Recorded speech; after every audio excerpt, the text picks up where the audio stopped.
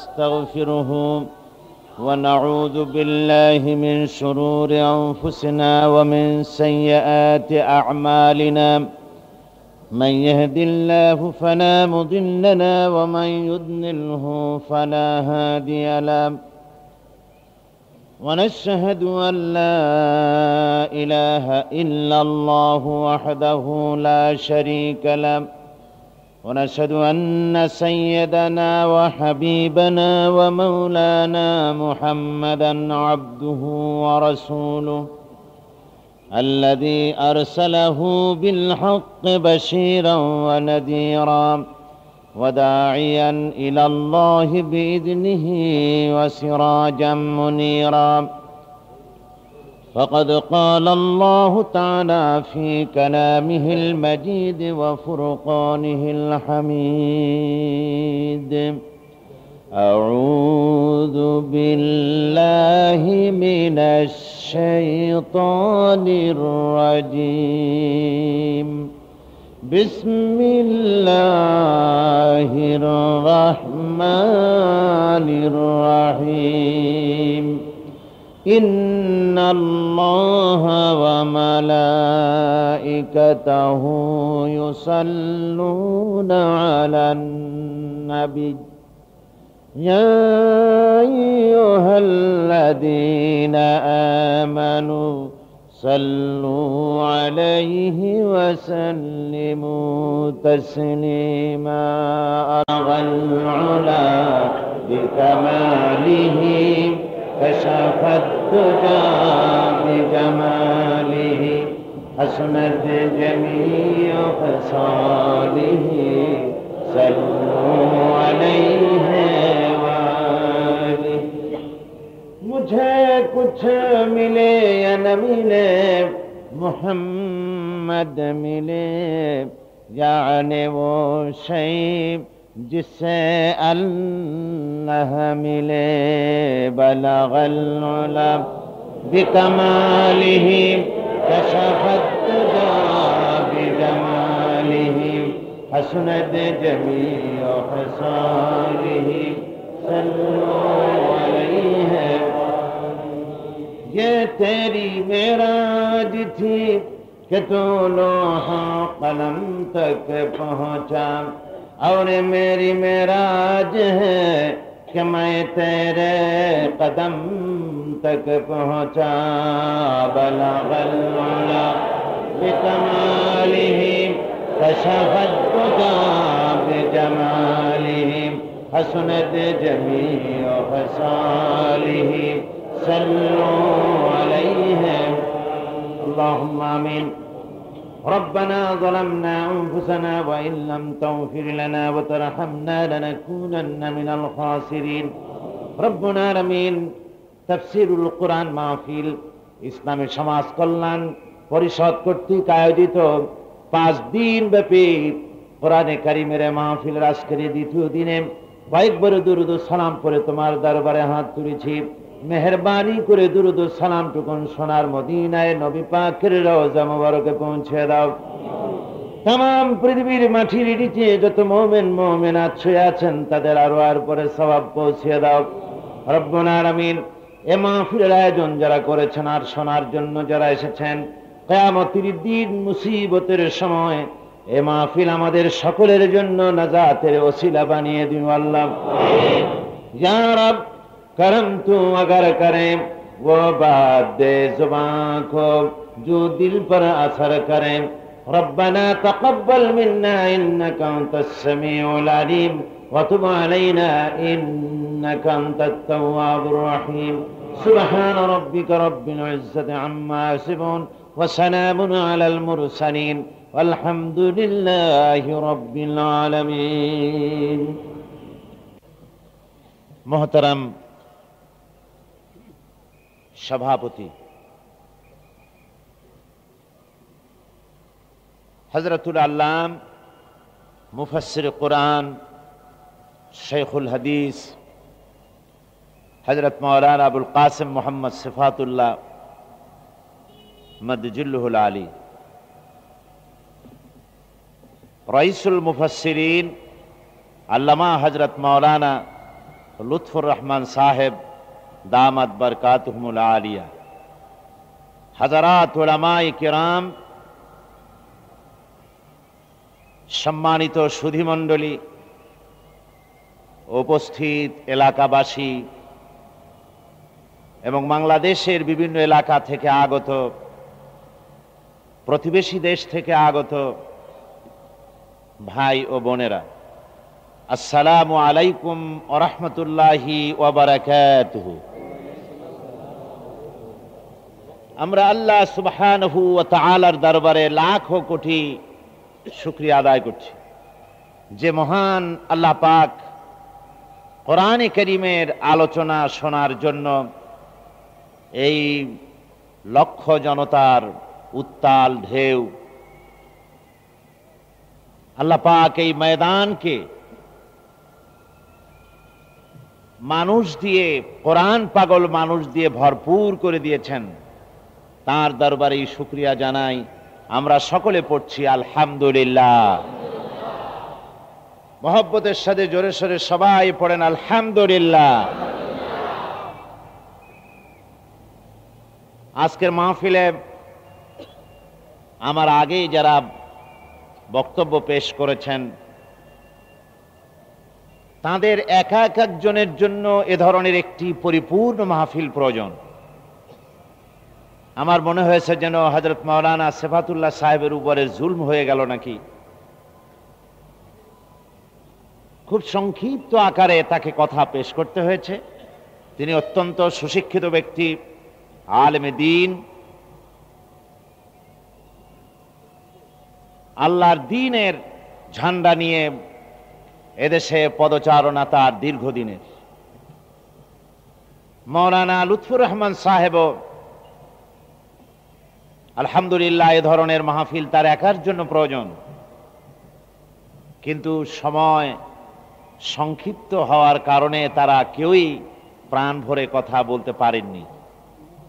যেহেতু কোরআনে কারীমের ধারাবাহিক এক আলোচনা 5 দিন ধরে করতে হয়, তাই মোহতারাম সভাপতি তাদের জন্য সময় সংক্ষিপ্ত করতে বাধ্য হয়েছেন।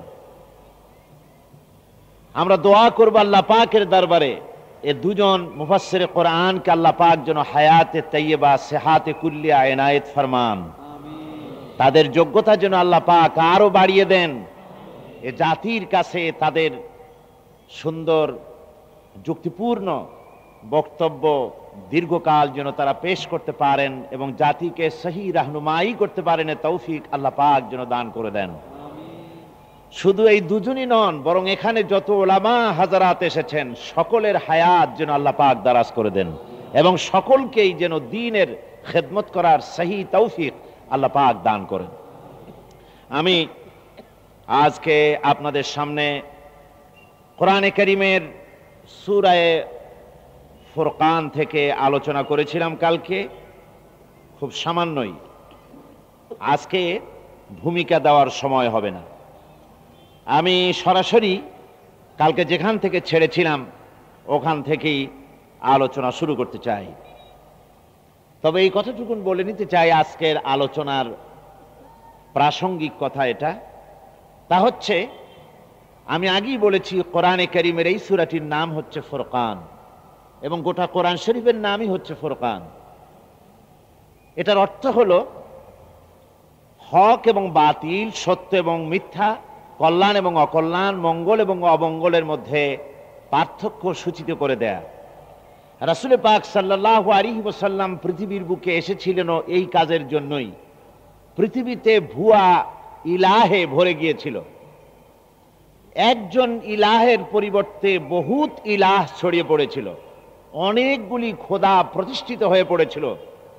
এই সমস্ত শিরক থেকে মানুষকে, বিশ্ববাসীকে মুক্ত করার জন্য, এই শিরকের অন্ধকার থেকে মানুষকে বাঁচাবার জন্য আল্লাহ রাব্বুল আলামিন রাসূল পাক সাল্লাল্লাহু আলাইহি ওয়াসাল্লামকে পৃথিবীতে প্রেরণ করেছিলেন এবং কোরআনে কারীম দিয়ে পথ দেখিয়েছিলেন। আজকে আমি যেখান থেকে আলোচনা করব সেখানে এই শিরকের কথা আসবে এবং অন্যান্য প্রসঙ্গ আসবে। আলোচনা করতে গিয়ে যখন যে প্রসঙ্গ আসবে আমি ইনশাআল্লাহ যতটুকু সম্ভব আমি আলোচনা করব তবে একথাও আমার খেয়াল থাকবে, প্রচন্ড শীত পড়েছে, অনেক দূর দারাজ থেকে লোক এসেছেন, তারা যেন নিরাপদে যার যার ঘরে ফিরে যেতে কোনো কষ্ট না হয়, কোনো চিন্তা না আসে, সেজন্য সময়ের দিকেও আমরা লক্ষ্য অবশ্যই রাখবো ইনশাআল্লাহ। আর আল্লাহর কাছে তো গতকাল দোয়াই করেছি, যারা বাড়িঘর ফেলে মাহফিলে আসেন, আল্লাহ যেন তাদের বাড়িঘর এবং মাল সামান যা তার আছে, গবাদি পশু অন্যান্য সম্পদ যা তার ঘরে সে ফেলে আসে, আল্লাহ যেন নিজে তা হেফাজত করেন, সবাই বলুন আমিন। এবং সকলের যাতায়াত যেন আল্লাহ পাক আসান করে দেন। এখন আমি ওখান থেকে আলোচনা করছি। মাওলানা এই শীতের কথা বলে সংক্ষেপ করতে চাচ্ছেন, আপনারা কি সংক্ষেপ করতে রাজি? আলহামদুলিল্লাহ।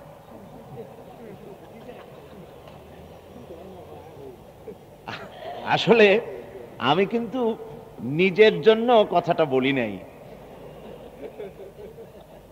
আমার শীত তেমন লাগছে না, তবে আপনাদের যাওয়ার পথে শীত লাগবে এই জন্য বলেছিলাম। ঠিক আছে, আপনারা দোয়া করেন যে আজকের এই রুকুটি যা আমি আলোচনা করব, এটার হক যেন আদায় করার তৌফিক আল্লাহ পাক আমাকে দান করেন।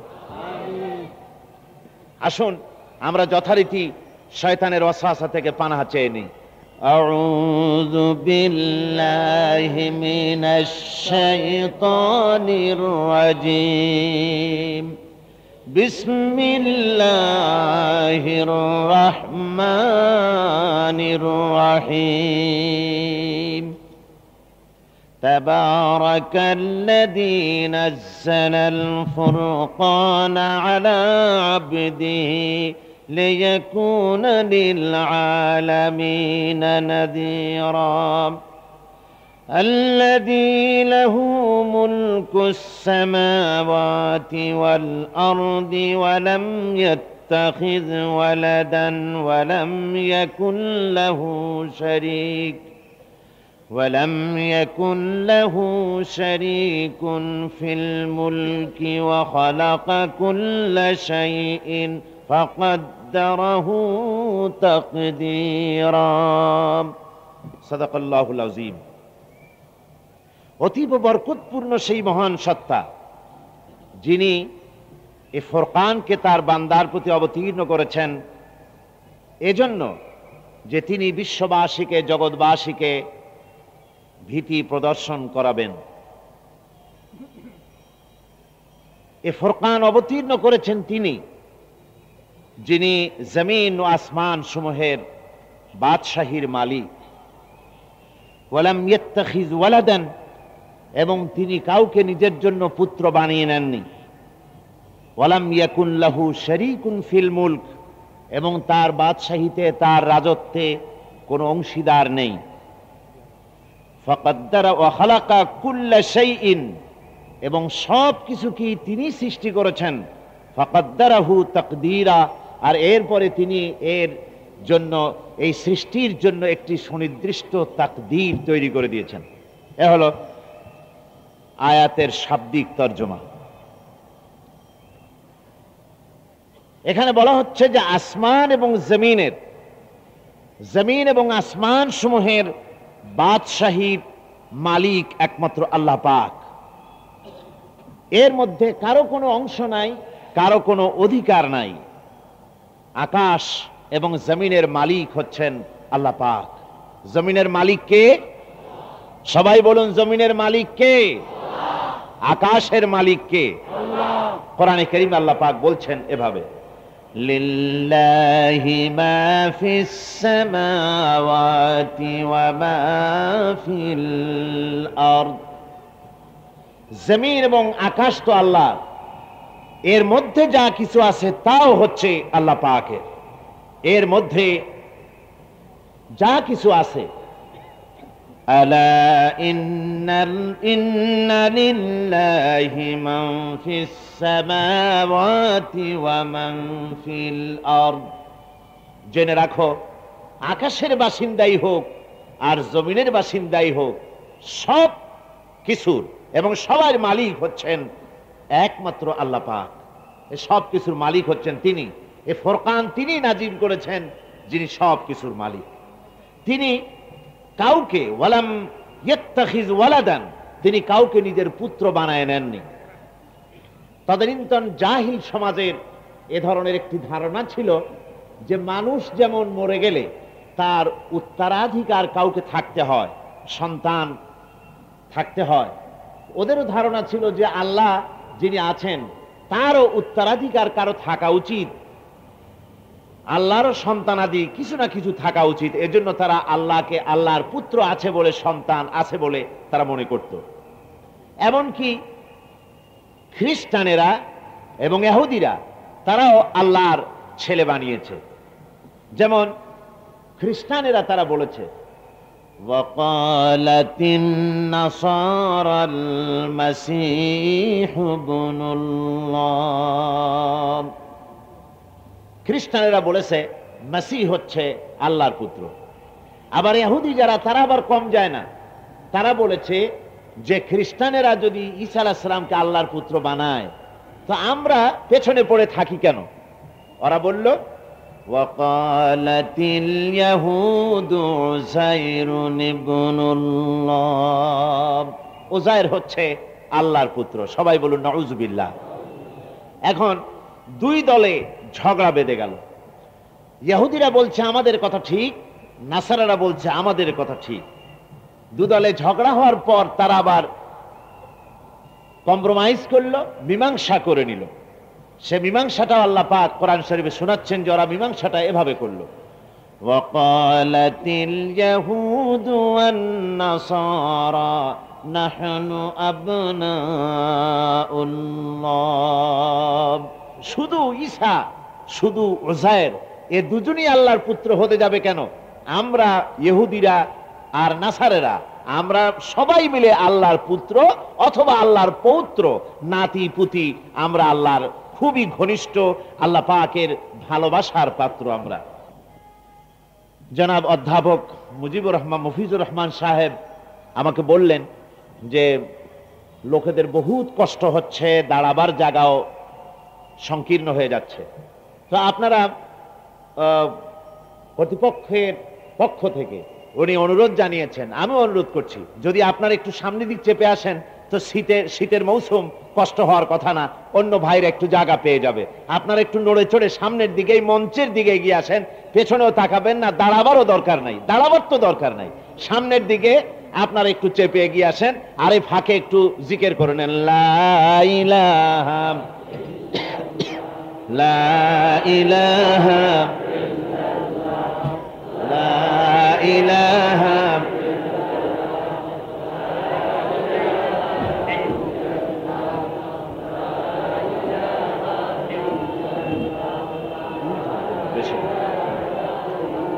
লা ইলাহা ইল্লাল্লাহ লা ইলাহা ইল্লাল্লাহ মুহাম্মাদুর রাসূলুল্লাহ লা ইলাহা ইল্লাল্লাহ, জোরে সোরে করেন লা ইলাহা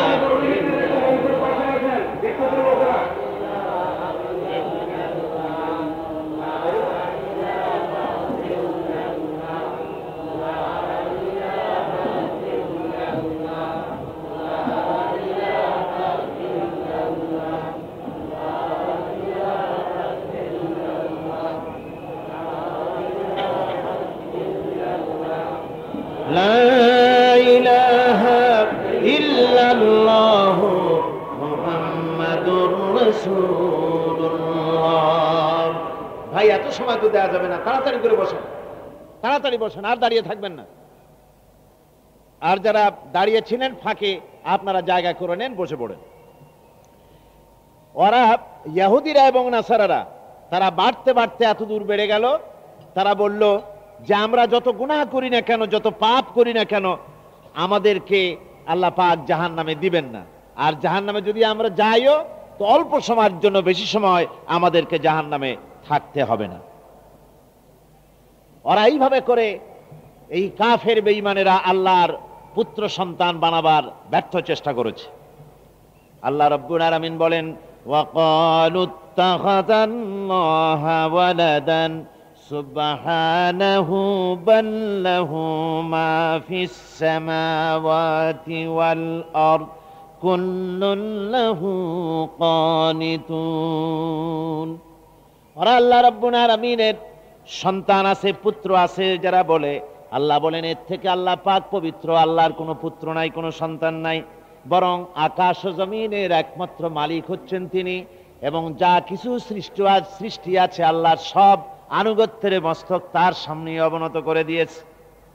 এই কাফেরেরা একদিকে বলতো যে আল্লাহর ছেলে পেলে আছে, আবার এমন কথাও বলতো যে যত ফেরেশতার কথা শোনা যায় এ সমস্ত ফেরেশতা হচ্ছে আল্লাহর মেয়ে।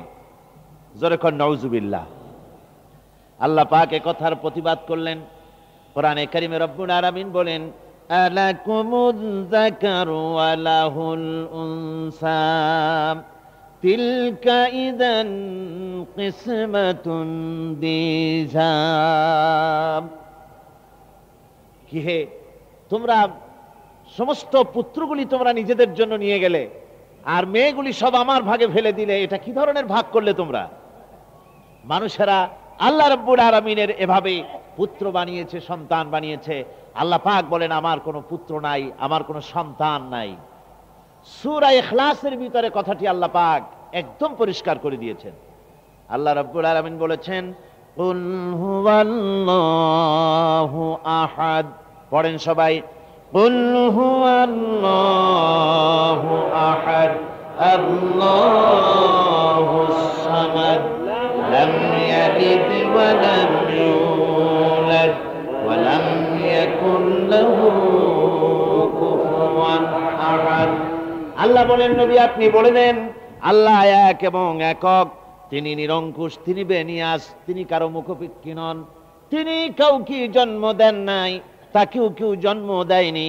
আকাশ আর জমিনে আল্লাহ রাব্বুল আলামিনের সমকক্ষ কেউ নাই। জোরে বলেন সুবহানাল্লাহ। তিনি এক, তিনি একক, তিনি নিরঙ্কুশ, তার কোনো সন্তান নাই, তার কোনো স্ত্রী নাই। আল্লাহ রাব্বুল আলামিন এরপরে তিনি বলছেন যে আমি তোমাদের জন্য আল্লাযী লাহু মুলকুস সামাওয়াতি ওয়াল আরদ ওয়া লাম ইয়াত্তাখিয ওয়ালাদান ওয়া লাম ইয়াকুন লাহু শারীকুন ফিল মুলক। তার রাজত্বের ভিতরে কোনো অংশীদার নাই, কেউ নাই, কোনো অংশীদারিত্ব তার ক্ষমতার মধ্যে নাই। সব কিছুই তিনি সৃষ্টি করেছেন, আর সব সৃষ্টি করে তার জন্য নির্দিষ্ট একটি তাকদীর তিনি তৈরি করে দিয়েছেন। অর্থাৎ সবকিছুই সৃষ্টি করেছেন, আর সৃষ্টির পর তার চলার পদ্ধতি, তার খাওয়ার, তার আহারের, তার আত্মরক্ষার সব কিছু কি আল্লাহ পাক ঠিক করে দিয়েছেন। যেমন হাঁস সৃষ্টি করেছেন, হাঁস সৃষ্টি করে তাকে আবার পানিতে সাঁতার কাটাবার সাঁতার শিক্ষা দিয়েছেন। এ সাঁতার কিন্তু কেউ শিক্ষা দেয়নি। হাঁসের সাঁতার কে শিক্ষা দিয়েছেন বলুন? আল্লাহ পাক। মুরগির বাচ্চা, এই বাচ্চাটা ডিম থেকে বেরোবার পর তাকে, সে একটু বড় হয়েছে, এই অবস্থায় যদি তাকে পানিতে ছাড়েন, সে কি সাঁতরায়া কেনারে আসতে পারবে? পারবে না। কিন্তু হাঁসের ডিমের থেকে বাচ্চা তুলে যদি বাচ্চা বেরোলো, এরপরে যদি তাকে পানিতে ছাড়েন, সে ডুবি কি বাসি, মরি কি পড়ি, কোনো না কোনো কায়দা করে কেনারায় চলে আসবে। কাজেই এই হাঁসকে সৃষ্টি করা হয়েছে, তার সাঁতারের ব্যবস্থাও করে দেওয়া হয়েছে। মৎস্যকে সাঁতার কাটার শিক্ষা দেওয়া হয়েছে, পাখিকে ওড়ার শিক্ষা দেওয়া হয়েছে। আবার প্রত্যেকটি জিনিসকে, সাপের হিংস্রতা, বাঘের ক্ষিপ্রতা, এমনি করে প্রত্যেকটি জিনিসকে সৃষ্টি করে তার সব কিছুর তাকদীরকে, তার চলার পদ্ধতিকে আল্লাহ রাব্বুল আলামিন নিয়ন্ত্রিত করেছেন, পন্থা শিক্ষা দিয়েছেন। তার উন্নতি, তার উত্থান, তার শক্তি সবকিছুকে আল্লাহ পাক সঠিকভাবে ঠিক করে দিয়েছেন। এরপর আল্লাহ পাক বলছেন, ওয়াত্তাখাযু মিন দুনিহি আলিহাতান লা ইয়াখলুকুনা শাইআন ওয়া হুম ইউখলাকুনা ওয়া লা ইয়ামলিকুনা লিআনফুসিহিম দাররান ওয়া লা নাফআ ولا نفعا ولا يملكون موتا ولا حياة ولا نشورا। লোকেরা এই আল্লাহকে ছেড়ে দিয়ে, আল্লাহ পাক বলছেন লোকেরা এই আল্লাহকে ছেড়ে দিয়ে এমন সব মাবুদ গ্রহণ তারা করে নিয়েছে, লা ইয়াখলুকুনা শাইআন ওয়া হুম ইউখলাকুন, তারা যাদেরকে মাবুদ বলে মেনে নিয়েছে, স্বীকার করেছে, তারা কিছুই। তো এতগুলি হাত ওদের সাথে আছে, একটা হাত বা একটা আঙ্গুল নাড়া দিয়ে একটা মাছিও কি উড়িয়ে দেওয়ার ক্ষমতাটা রাখে? কি বলেন, পারে? পারে না। আল্লাহ বলেন কোনো ক্ষমতা এদের নাই। তোমরা খামোখাই রোগ মুক্তির জন্য, রুজি রোজগার বৃদ্ধির জন্য, চাকরির প্রমোশনের জন্য, সন্তান লাভের জন্য এসব কৃত্রিম মাবুদ তোমরা বানিয়ে নিয়েছো। যেরকম নাউযুবিল্লাহি মিন যালিক। শুনুন, হযরত ইব্রাহিম আলাইহিস সালামের একটা তার পিতার সঙ্গে কথোপকথন আল্লাহ পাক কোরআনে কারিমে শীত থেকে বাঁচার জন্য এই বাপের সঙ্গে ছেলে কথা বলছে, এই কথাগুলিকে আল্লাহ পাক কোরআনে কারিমে কোট করলেন। আল্লাহ পাক এই ব্যাপারে বলছেন, ইয ক্বালা ইব্রাহিমু লিআবিহি ওয়া কওমিহি মা তা'বুদুন। হযরত ইব্রাহিম আলাইহিস সালাম তার পিতাকে এবং জাতিকে প্রশ্ন করলেন যে তোমরা কিসের ইবাদত করো, তোমাদের মাবুদকে, তোমরা কার গোলামি করো, কার দাসত্ব করো, কাকে তোমরা ডাকো, কার কাছে তোমরা প্রয়োজন পুরা করার জন্য হাত পাতো? ওরা বলল, ক্বালু না'বুদু আসনামান ফানাযাল্লু লাহা আকিফিন। আমরা মূর্তি পূজা করি এবং ওই উপাসনালয়, ওই মূর্তির কাছে গিয়ে দিন রাত আমরা পড়ে থাকি, মূর্তির কাছে সব সময় আমরা পড়ে থাকি, তারই ইবাদত করি, তার কাছেই আমরা আমাদের যা প্রয়োজন আমরা তার কাছেই চাই। আল্লাহ রাব্বুল আলামিন বলেন, হযরত ইব্রাহিম আলাইহিস সালাম প্রশ্ন তুললেন তাদেরকে, ক্বালা হাল ইয়াসমাউনাকুম ইয তাদুন। তোমরা যখন ওদেরকে ডাকো, তোমাদের ডাক কি ওরা শোনে? আও ইয়ানফাউকুম আও ইয়ানফাউনাকুম আও ইয়াদুররুন, তোমাদের ডাক শুনে ওরা কি তোমার কোনো উপকার করতে পারে? তখন এরা বলছে না, আসল ব্যাপারটা তো তা না। আসল ব্যাপার হচ্ছে ওরা আমাদের ডাক শোনে কি শোনে না, আমাদের কল্যাণ করতে পারে কি পারে না, এটা তো আসল বিষয় না। বলে আসল বিষয় কি? আসল বিষয় সম্পর্কে তারা বলছে, ক্বালু বাল ওয়াজাদনা আবাআনা কাযালিকা ইয়াফআলুন। আমরা আমাদের বাপ দাদাকে দেখেছি এইরকম করতে, তাই আমরাও করি। বাপ দাদারা এরকম করতো, তাই আমরাও এরকম করি। আমি বিভিন্ন জায়গায় কথা বুঝাতে গিয়ে এরকম বলি যে বাপ দাদারা যা করেছেন, যুক্তির ধোপে যদি তা না টেকে তাহলে সেটা মানতেই হবে, এমন তো কোনো কথা নাই। যেমন ছোটবেলায় আমরা দাদি নানির কোলে বসতাম, ছোট্টবেলায় দাদি নানি দাদা তারা বলতেন যে দেখেছো ওই যে দূরে চাঁদ দেখা যায়, ওই চাঁদের মধ্যে যে কালো কালো জিনিসটা কি বলতে পারো? আমরা বলতাম না, পারি না তো বলতে। জিনিসটা কি? ওনারা বলতেন ওটি হচ্ছে একটি বটগাছ, ওর মধ্যে বসা আছে এক বুড়ি, সেই বুড়ি ওখানে বসে বসে সুতো কাটে, আর বাতাসের ঝোড়ো বাতাসে মাঝে মধ্যে সেই সুতো দুই একটা দেখাও যায় ছিন্ন হয়ে, যেগুলি এসে মহাশূন্যে পড়ে। খুব আশ্চর্য হতাম দাদি নানির মুখে শুনে, মনে করতাম ওই বুড়ি এত সুতো কাটে, এ তো খায় কি? আমরা ছোটবেলায় শুনেছি মুরব্বীরা বলতেন, তারা বলতেন ভূমিকম্প হয় কেন জানো? বলতাম না, জানি না তো। কয় যে ভূমিকম্প হয় এই পৃথিবীটা হচ্ছে গরুর শিংয়ের উপরে, তারপরে শিং ব্যথা যখন করে তখন এক শিংয়ের থেকে আর এক শিংয়ে পাল্টাবার সময় পৃথিবীটা প্রকম্পিত হয়ে ওঠে, তাই ভূমিকম্প হয়। মনে মনে ভাবতাম, বাপরে গরুটা কত বড় আর তার শিং বা কত মোটা। একজন মৌলভী সাহেব তো বলেই ফেললেন যে কোরআন শরীফেও এর দলিল আছে যে গরুর মাথার উপরে পৃথিবী। বলে কিরকম? কয় যে আমাল হায়াতুদ দুনিয়া ইল্লা মাতাউল গরুর। নাউযুবিল্লাহি মিন যালিক। কোথায় গরুরকে গরুর বানিয়ে দিয়েছে। তো এখন বিষয়টা হচ্ছে যে আমরা কিন্তু এখন ওই কথা বিশ্বাস করি না। এখনো কি বিশ্বাস করি যে পৃথিবী গরুর মাথায়? কি বলেন, করি? করি না। সুতরাং বাপ দাদারা, ওই প্রাচীন কালের মুরব্বীরা কি বলেছেন তা যদি যুক্তির ধোপে না টেকে, কোরআন হাদিসের আলোকে না টেকে, তাহলে তা পালন করার কোনো জরুরত আছে বলে তো মনে করা যায় না। সুতরাং এই কথাগুলি যারা বলছেন যে আমাদের বাপ দাদা পূর্বপুরুষ তারা এরকম করতেন তাই আমরাও এটাই করি, আসলে এর কোনো অর্থ হয় না। হযরত ইব্রাহিম আলাইহিস সালাম তাদের সব কথার জবাবে বললেন, ক্বালা আফারাআইতুম মা তা'বুদুন আনতুম ওয়া আবাউকুমুল আকদামুন فإنهم عدو لي إلا رب العالمين।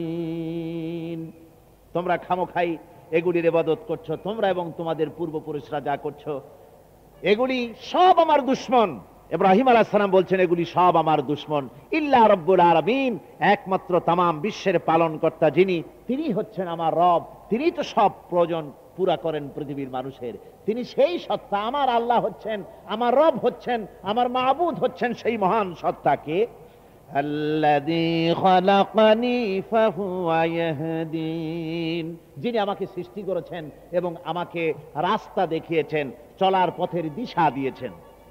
ওয়াল্লাযী হুয়া ইউতঈমুনি ওয়া ইয়াসকিন, তিনি আমাকে পান করান, তিনি আমাকে আহার করান, আমার খাবার তিনিই দেন, আমার পানের ব্যবস্থা তিনিই করেন। তিনি আমার জন্য এই পৃথিবীতে তৃষ্ণা মিটাবার জন্য মিষ্টি পানির ব্যবস্থা করেছেন, আমার খাবারের জন্য এই শস্য শ্যামলিমা সৃষ্টি করেছেন, এই পৃথিবীতে ফসল উৎপাদন করেছেন, সেই ফসলের জন্য আবার আকাশ থেকে বৃষ্টিপাত করেছেন, বিদ্যুৎ চমকায় দিয়ে সেই পৃথিবীর মাটিতে আল্লাহ পাক আবার সারের ব্যবস্থা করে দিয়েছেন, সে ফসল পাকিয়েছেন রৌদ্রের তাপ দিয়ে, এত সুন্দর করে তিনি পানাহারের বন্দোবস্ত আমার করে দিয়েছেন তিনি। আমি যখন অসুস্থ হই, ওয়াইদা মারিদতু ফাহুয়া ইয়াশফিন, আমি যখন রোগাক্রান্ত হই, আমি যখন অসুস্থ হই, তখন ওই আল্লাহ রাব্বুল আলামিন আমাকে রোগ মুক্ত করেন। জোরে বলেন সুবহানাল্লাহ। রোগ মুক্তির জন্য কোন মানুষের কাছে, অর্থাৎ তুমি আমার রোগ ভালো করে দাও, ডাক্তারের কাছে যাওয়া যাবে, ওসিলা ধরা যাবে, কিন্তু আমার, ও বাবা আমার রোগ ভালো করো, মূর্তির কাছে, কোন কবরের কাছে, কোন জায়গায় রোগ ভালোর জন্য এভাবে বলা যাবে না। রোগ ভালো করার মালিক হচ্ছেন আল্লাহ রাব্বুল আলামিন।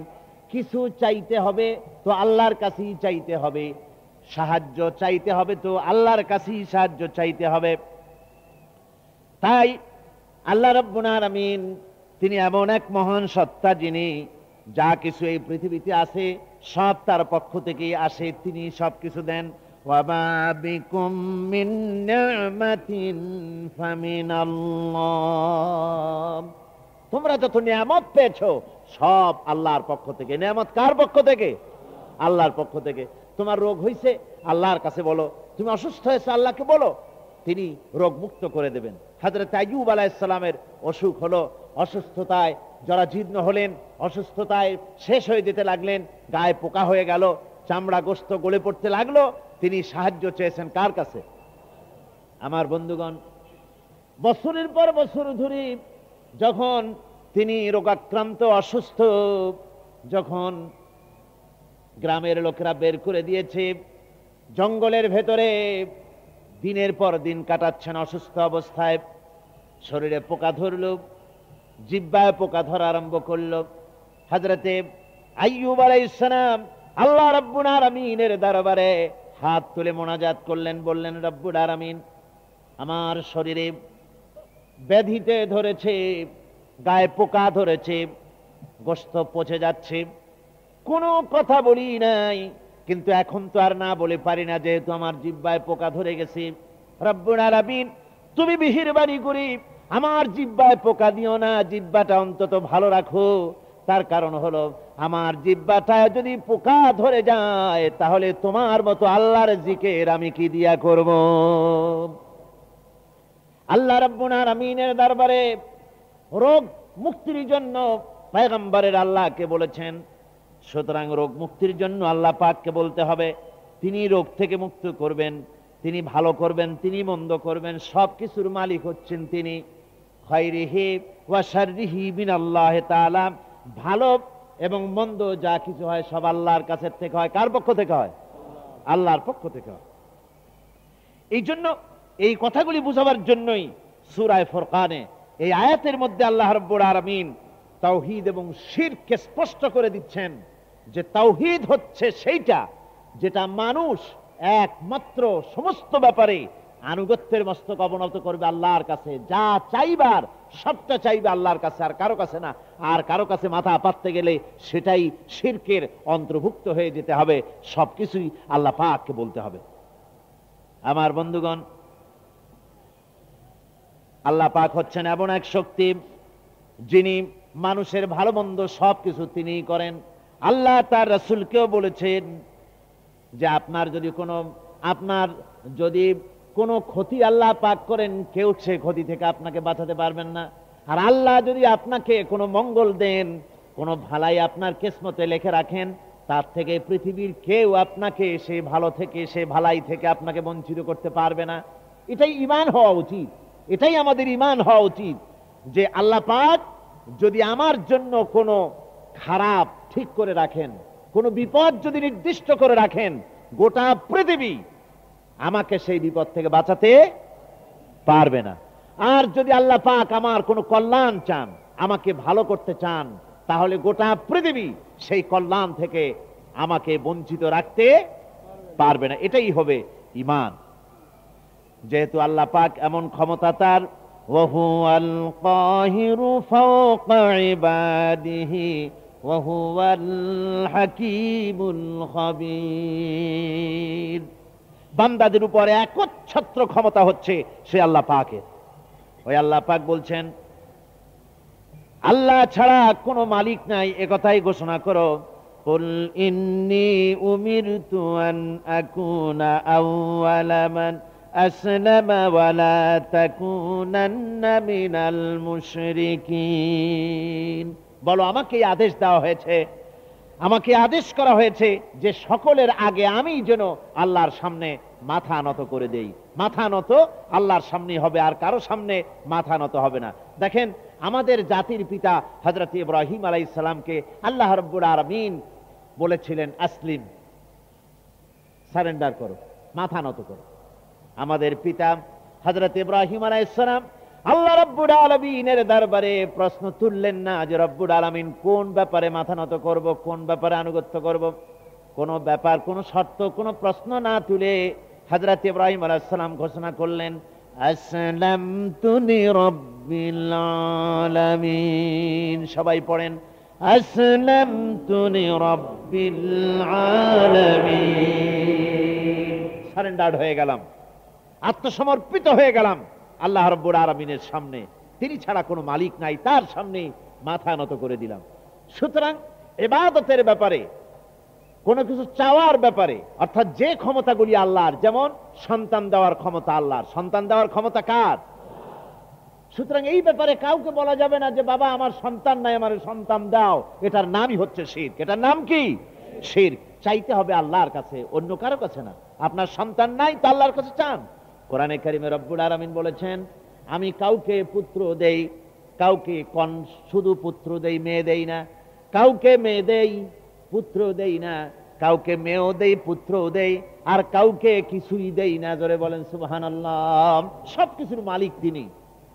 পয়গম্বরেরা আল্লাহ রাব্বুল আলামিনের কাছে সন্তান কামনা করেছেন। তারা কোনো কবরের কাছে গিয়া, কোনো বুজুর্গ ব্যক্তির কাছে গিয়ে সন্তান কামনা করেন নাই। সমস্ত পয়গম্বরেরা সন্তান যাদের দরকার ছিল আল্লাহর কাছে চেয়েছেন। হযরতে জাকারিয়া আলাইহিস সালাম আল্লাহর কাছে সন্তান চেয়েছেন, বলেছেন রব্বুল আলামিন আমাকে সন্তান দাও। আবার নূহ আলাইহিস সালামও বলেছেন, আল্লাহ আমাকে সন্তান দাও। আল্লাহ রাব্বুল আলামিন ফেরেশতা দিয়া বলে দিলেন যে তোমার সন্তান হবে। হযরত জাকারিয়া বললেন, কেমন করে তা হবে? আমার স্ত্রী তো আকেরা, বন্ধা। আমার স্ত্রী বন্ধা, বোঝেন তো কি বলে এখানে? বাঁধা। স্ত্রী তো বাঁধা, সন্তান কেমন করে হবে? আল্লাহ রাব্বুল আলামিন বললেন, কাযালিক, এইরকমই হবে। যেমন করে আল্লাহ পাক আকাশ সৃষ্টি করেছেন, জমিন সৃষ্টি করেছেন, তোমার সৃষ্টি করেছেন, তোমার সন্তানও এইরকমই হবে। সুবহানাল্লাহ ওয়া বিহামদিহি। সুতরাং পয়গম্বরেরা সন্তান চেয়েছেন আল্লাহর কাছে। আর মুসলমানের হলো কি? কপাল পোড়া মুসলমান কবরের কাছে গিয়ে কয়, ইয়া খাজা মেরা মতলব কো পুরা কর দে। উনি আপনার মতলব কি করে পুরা করবেন? ওনার মতলবই তো পুরা করেছেন আল্লাহ রাব্বুল আলামিন। কে পুরা করেছেন? আল্লাহ রাব্বুল আলামিন পুরা করেছেন। মানুষেরা বোঝে না, না বুঝে তারা গান বানিয়েছে। কেউ ফেরে না কি? খালি হাতে খাজারে তোর দেখছেন কাণ্ড, সকলের মুখস্থ। তো এই কথাটা বিশ্বাস করা একটা শিরক। কেউ ফেরে না খালি হাতে খাজারে তোর দরবারে, এই কথাটা বিশ্বাস করা শিরক। যারা বলেন এটা বিশ্বাস করা কি শিরক। তাহলে কেউ খালি হাতে ফেরে না, তাহলে বোঝা যাচ্ছে উনি দেন, ওনার দেওয়ার কোনো ক্ষমতা নাই। দেওয়ার সবটুকুন ক্ষমতা আমার আল্লাহর। দেওয়ার ক্ষমতা কার? আল্লাহ পাকের। তার কাছেই চাইতে হবে। আমার বন্ধুগণ, আল্লাহ রাব্বুল আলামিন এই জন্য পরিষ্কার করে বলেছেন, ওয়া ইয়াদউ মা'আল্লাহি ইলাহান আখারা লা বুরহানা লাহু বিহি। আল্লাহ রাব্বুল আলামিন বলেন, যারা আল্লাহর সাথে অন্যদেরকে যারা শরীক স্থাপন করে, তাদের কাছে কোনো দলিল নাই, কোনো যুক্তি নাই, কোনো দলিল নাই। কেন চাও ওদের কাছে? জিজ্ঞাসা করবেন, আন্দাজে এক একটা বলবে, কোনো দলিল নাই তাদের কাছে এই চাওয়া। এই পৃথিবীতে সবচাইতে বড় গুনাহ কোনটা বলুন? বলতে পারবেন সবচাইতে বড় গুনাহ কোনটা? শিরক। হযরতে লোকমান হাকিম, হযরতে লোকমান তার সন্তানদেরকে ডেকে বলছেন, ওয়াইয ক্বালা লুকমানু লিবনিহি ওয়া হুয়া ইয়াইযুহু ইয়া বুনাইয়া লা তুশরিক বিল্লাহ ইন্নাশ শিরকা লাযুলমুন আযীম। হযরতে লোকমান তার সন্তানদেরকে ডেকে বললেন, ও আমার সন্তানেরা, ইয়া বুনাইয়া, হে আমার প্রিয় সন্তানেরা, লা তুশরিক বিল্লাহ, খবরদার আল্লাহর সাথে কাউকে শরীক স্থাপন করো না। সাবধান, আল্লাহর সাথে কাউকে অংশীদার বানিও না, কাউকে শরীক বানিও না। ইন্নাশ শিরকা লাযুলমুন আযীম, নিঃসন্দেহে শিরক হচ্ছে মস্ত বড় অপরাধ, মস্ত বড় জুলম। তার কারণ কি? কারণ হচ্ছে, আমি এই দৃষ্টান্তটা মাঝে মধ্যে দিয়ে থাকি, আপনাদের হয়তো মনে পড়বে, আবারও আমি সে কথাটা শুনাই। দেখুন, স্ত্রী স্বামীর সাথে যে ধরনের প্রেম বিনিময় করে, যেমন ইনিয়ে বিনিয়ে ভালোবাসা প্রকাশ করে, এইভাবে যদি স্বামীর সামনে আরেকটা পুরুষের সাথে, অথবা স্বামীর অগোচরেও আরেকটা পুরুষের সাথে ইনিয়ে বিনিয়ে কথা বলে, ভালোবাসা প্রকাশ করে, আর এই খবর যদি স্বামীর কাছে হয় অথবা স্বামীতে দেখে, তাহলে এটা স্বামী কি বরদাস্ত করবে? করবে না। কোন দুশ্চরিত্র স্বামী ওটা বরদাস্ত করবে না। স্বামী মনে করে যে আমার চরিত্র যতই খারাপ হোক, বউটা ভালো থাকা চাই। কোন দুশ্চরিত্র স্বামী ওটা বরদাস্ত করবে না। আচ্ছা, স্বামী যেটা বরদাস্ত করবে না, তার স্ত্রী আর একজনের সঙ্গে প্রেম করবে, স্বামী বরদাস্ত করবে না। কেন করবে না? স্ত্রী যে সুন্দর মুখের হাসি, এই হাসি এটা কি স্বামীর তৈরি? বলেন। তার সুন্দর চোখ, তার ভুরু, তার মাথার চুল, তার স্বাস্থ্য, তার রূপ, তার যৌবন, এর কোনো কিছুতে ওই স্বামীর কোনো অবদান আছে? কোনো অবদান আছে? নাই। সামান্য সামান্য কিছু অবদান আছে। চেহারাকে আরো সুন্দর করার জন্য কিছু প্রাসাধনী খরিদ করে দিয়েছে, ছোট চুল থাকলে কিছু পরচুলা কিনে দিয়েছে, কিছু কাজল, কিছু লিপস্টিকের ব্যবস্থা করেছে। এই সামান্য একটু কাজল দিয়া আর একটুখানি লিপস্টিক কিনে দিয়া যদি এত বড় দাবি হয় যে ওই স্ত্রী আপনি ছাড়া আর কারো সাথে মিষ্টি হাসি দিতে পারবে না, তাহলে এবার চিন্তা করেন, ওই হাসিতে আপনার অবদান নাই, স্ত্রীর রূপ যৌবনে স্বাস্থ্যে আপনার কোনো অবদান নাই। 4 পয়সার একটা লিপস্টিক কিনে দিয়ে, 5 টাকা দামের একটা কাজল কিনে দিয়া যদি এত বড় দাবি হয় আপনি ছাড়া কারো সাথে হাসতে পারবে না, প্রেম নিবেদন করতে পারবে না, তাহলে যে রব্বুল আলামিন মানুষের এই সৌন্দর্য তৈরি করলেন, জীবন দিলেন, সুন্দর চোখ দিলেন, মুখ দিলেন, নাক দিলেন, রূপ দিলেন, যৌবন দিলেন, ওই আল্লাহ ছেড়ে দিয়ে, আল্লাহকে বাদ দিয়া অন্য কারো কাছে হাত পাতলে, মাথা নত করলে আল্লাহ রাব্বুল আলামিন বরদাস্ত করতে পারেন না। কারোর সামনে মাথা নত করতে পারো না। অনেক মানুষ আছে বুজুর্গ লোক পেলে সেজদা করে, জোরে কর নাউজুবিল্লাহ। হারাম। এই জন্য কদমবুসি থেকেও সতর্ক হওয়া উচিত। কদমবুসি করতে গিয়ে যারা জানে না মাথাটা নিচু করে ফেলে, যার কদমবুসি করতেছেন তিনি যদি ওই মাথা নিচু হয় রাজি থাকেন, তাহলে যে করলো সেও কাফের হলো, যারে করলো সেও কাফের হলো। জোরে কোন নাউজুবিল্লাহ। এই জন্য সতর্ক থাকা উচিত কদমবুসির ব্যাপারেও। সেজদা একমাত্র আল্লাহকে, আর কাউকে সেজদা করা যাবে না। আমার ভাইয়েরা, আল্লাহ রাব্বুল আলামিন কোরআনে কারিমে মুশরিকদের ব্যাপারে, যারা শিরক করে তাদের ব্যাপারে সুন্দর একটা যুক্তি দিচ্ছেন। আল্লাহ বলছেন, وَمَن يُشْرِكْ بِاللَّهِ فَكَأَنَّمَا خَرَّ مِنَ السَّمَاءِ فَتَخْطَفُهُ الطَّيْرُ أَوْ تَهْوِي بِهِ الرِّيحُ فِي مَكَانٍ سَحِيقٍ। আল্লাহ রাব্বুল আলামিন বলেন, যে কেউ আল্লাহর সাথে যদি কেউ শরীক করে তাহলে তার দৃষ্টান্ত হলো সে যেন আকাশ থেকে পড়ে গেল। আকাশ থেকে যখন সে পড়ে গেল, হয় কোনো পাখি তাকে ছো মেরে নিয়ে গেল, অথবা বাতাসে তাকে বিন্দু বিন্দু করে বিভিন্ন স্থানে তাকে উড়ায় নিয়ে গেল। অর্থাৎ আল্লাহকে বাদ দিয়ে যদি অন্য কাউকে ডাকা হয়, আল্লাহর সাথে যদি কাউকে শরীক করা হয়, তাহলে আকাশ থেকে পড়ে যাওয়ার শামিল। পাখি তাকে ছো মেরে নিয়ে যাবে, অথবা সে বিন্দু বিন্দু টুকরা টুকরা হয়ে বাতাসে তাকে উড়িয়ে নিয়ে যেখানে সেখানে ফেলে দেবে, তার কোনো অস্তিত্ব থাকবে না। ঠিক এমনি করে যে ব্যক্তি আল্লাহর সঙ্গে শরীক করবে, ওই ব্যক্তির সঙ্গে আল্লাহর কোনো সম্পর্ক থাকে না। আল্লাহ রাব্বুল আলামিন এই শিরকের গুনাহ কখনো ক্ষমা করে দেন না।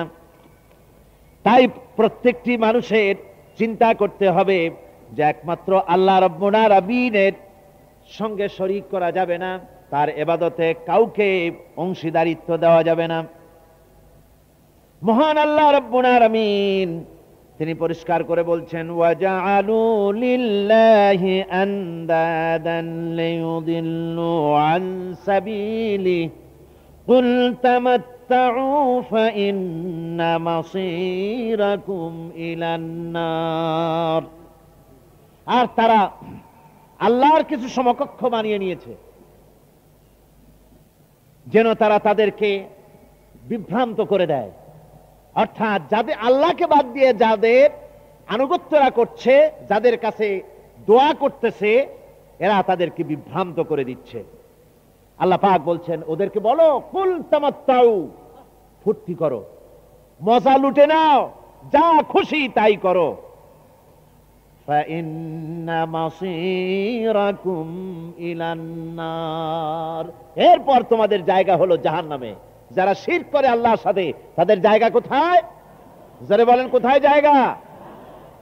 আল্লাহ পাক আবার বলছেন, মান ইউশরিক বিল্লাহি ফাকাদ হারামাল্লাহু আলাইহিল জান্নাহ ওয়া মাওয়াহুন নার ওয়া মা লিয-যালিমিনা মিন আনসার।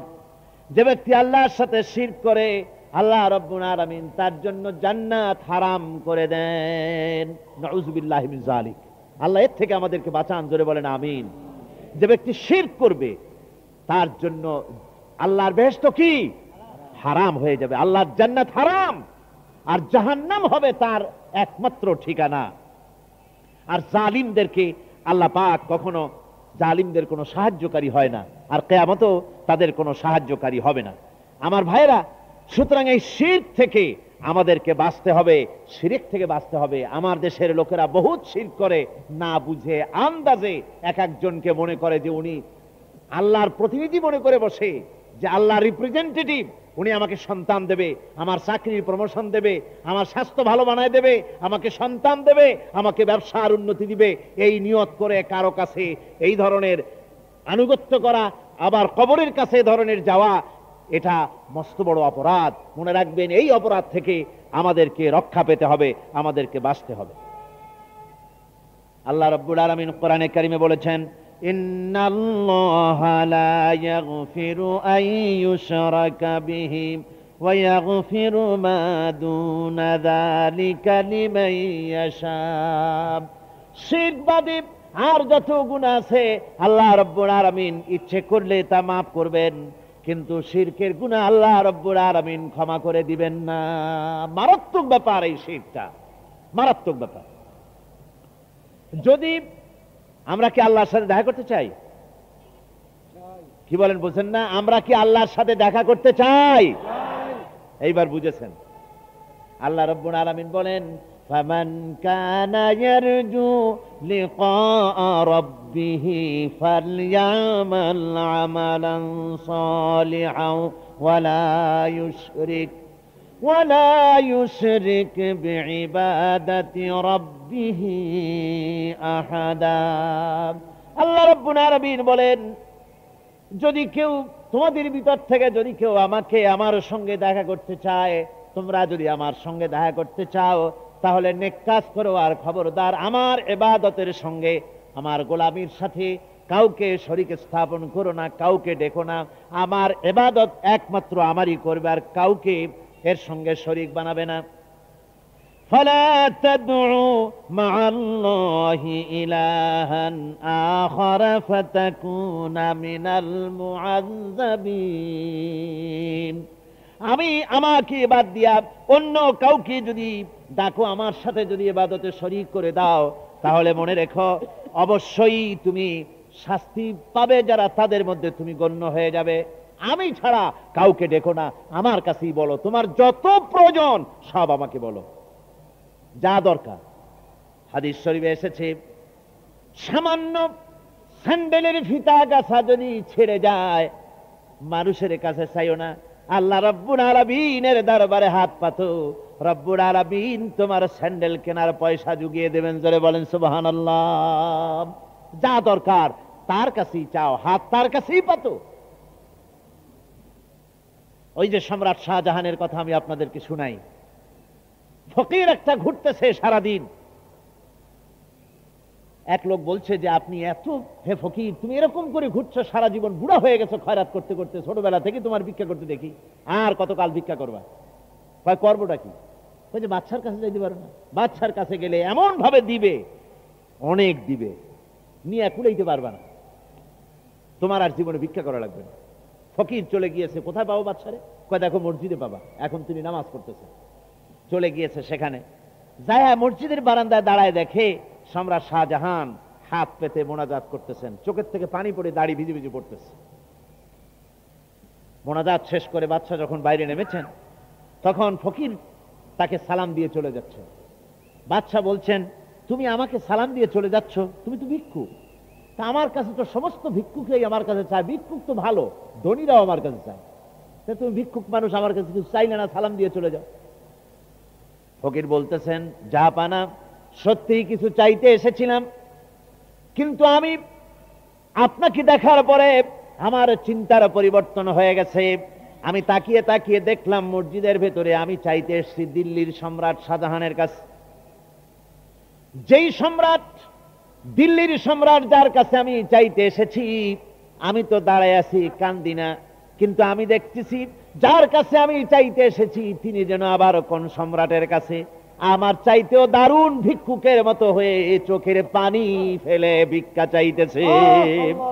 মনে মনে ভাবলাম, মানুষের কাছে ভিক্ষা চাইব না কোনদিন আর। বাদশা কান্দে, যেই বাদশার কাছে, ওই সম্রাটের সম্রাট, রাজা ধীরাজ, আল্লাহর কাছে ছাড়া কারো কাছে জীবনে আর হাত পাতব না। আমার বন্ধুগণ, তাই প্রত্যেকটি মুসলমানের নিয়ত হওয়া উচিত, কোন কবরের কাছে গিয়া জীবনে কিছু চাইব না, কোন বুজুর্গের কাছে গিয়া কিছু চাইব না, সব চাইব আল্লাহর কাছে। কার কাছে চাইব? আল্লাহর কাছে চাইব। বুজুর্গের কাছে দোয়া চাইতে পারি, বলবো, হুজুর আমার জন্য দোয়া করেন, আমি যেন আল্লাহর গোলাম হইতে পারি। এই দোয়া, আপনি আমার জন্য দোয়া করেন, আমি যেন আল্লাহর গোলাম হতে পারি, আমি যেন শিরক মুক্ত হতে পারি। বাস। বাবা আমারে সন্তান দেন, আমারে চাকরি দেন, না, এ কথা আমরা বলবো না। আমরা মুসলমান, আমাদের বলতে হবে একমাত্র আল্লাহর কাছে, একমাত্র আল্লাহর শরণাপন্ন হতে হবে, তিনি ছাড়া আর কাউকে ডাকা যাবে না। হুয়াল হাইয়্যু লা ইলাহা ইল্লা হুয়া ফাদউহু মুখলিসিনা লাহুদ্দিন আলহামদুলিল্লাহি রাব্বিল আলামিন। হুয়াল হাইয়্যু, তিনি চিরঞ্জীব, যার কাছে আমরা চাইবো তিনি আগামীকাল মরে যাবেন না। সুবহানাল্লাহ ওয়া বিহামদিহি ওয়াল হাইয়ুল কাইয়্যুম, সদা জাগ্রত চিরঞ্জীব, যিনি ঘুমানো না। আমি যদি রাত্রে চাই, আল্লাহ ঘুমায় থাকবে, শুনবে না নাকি? কি কন?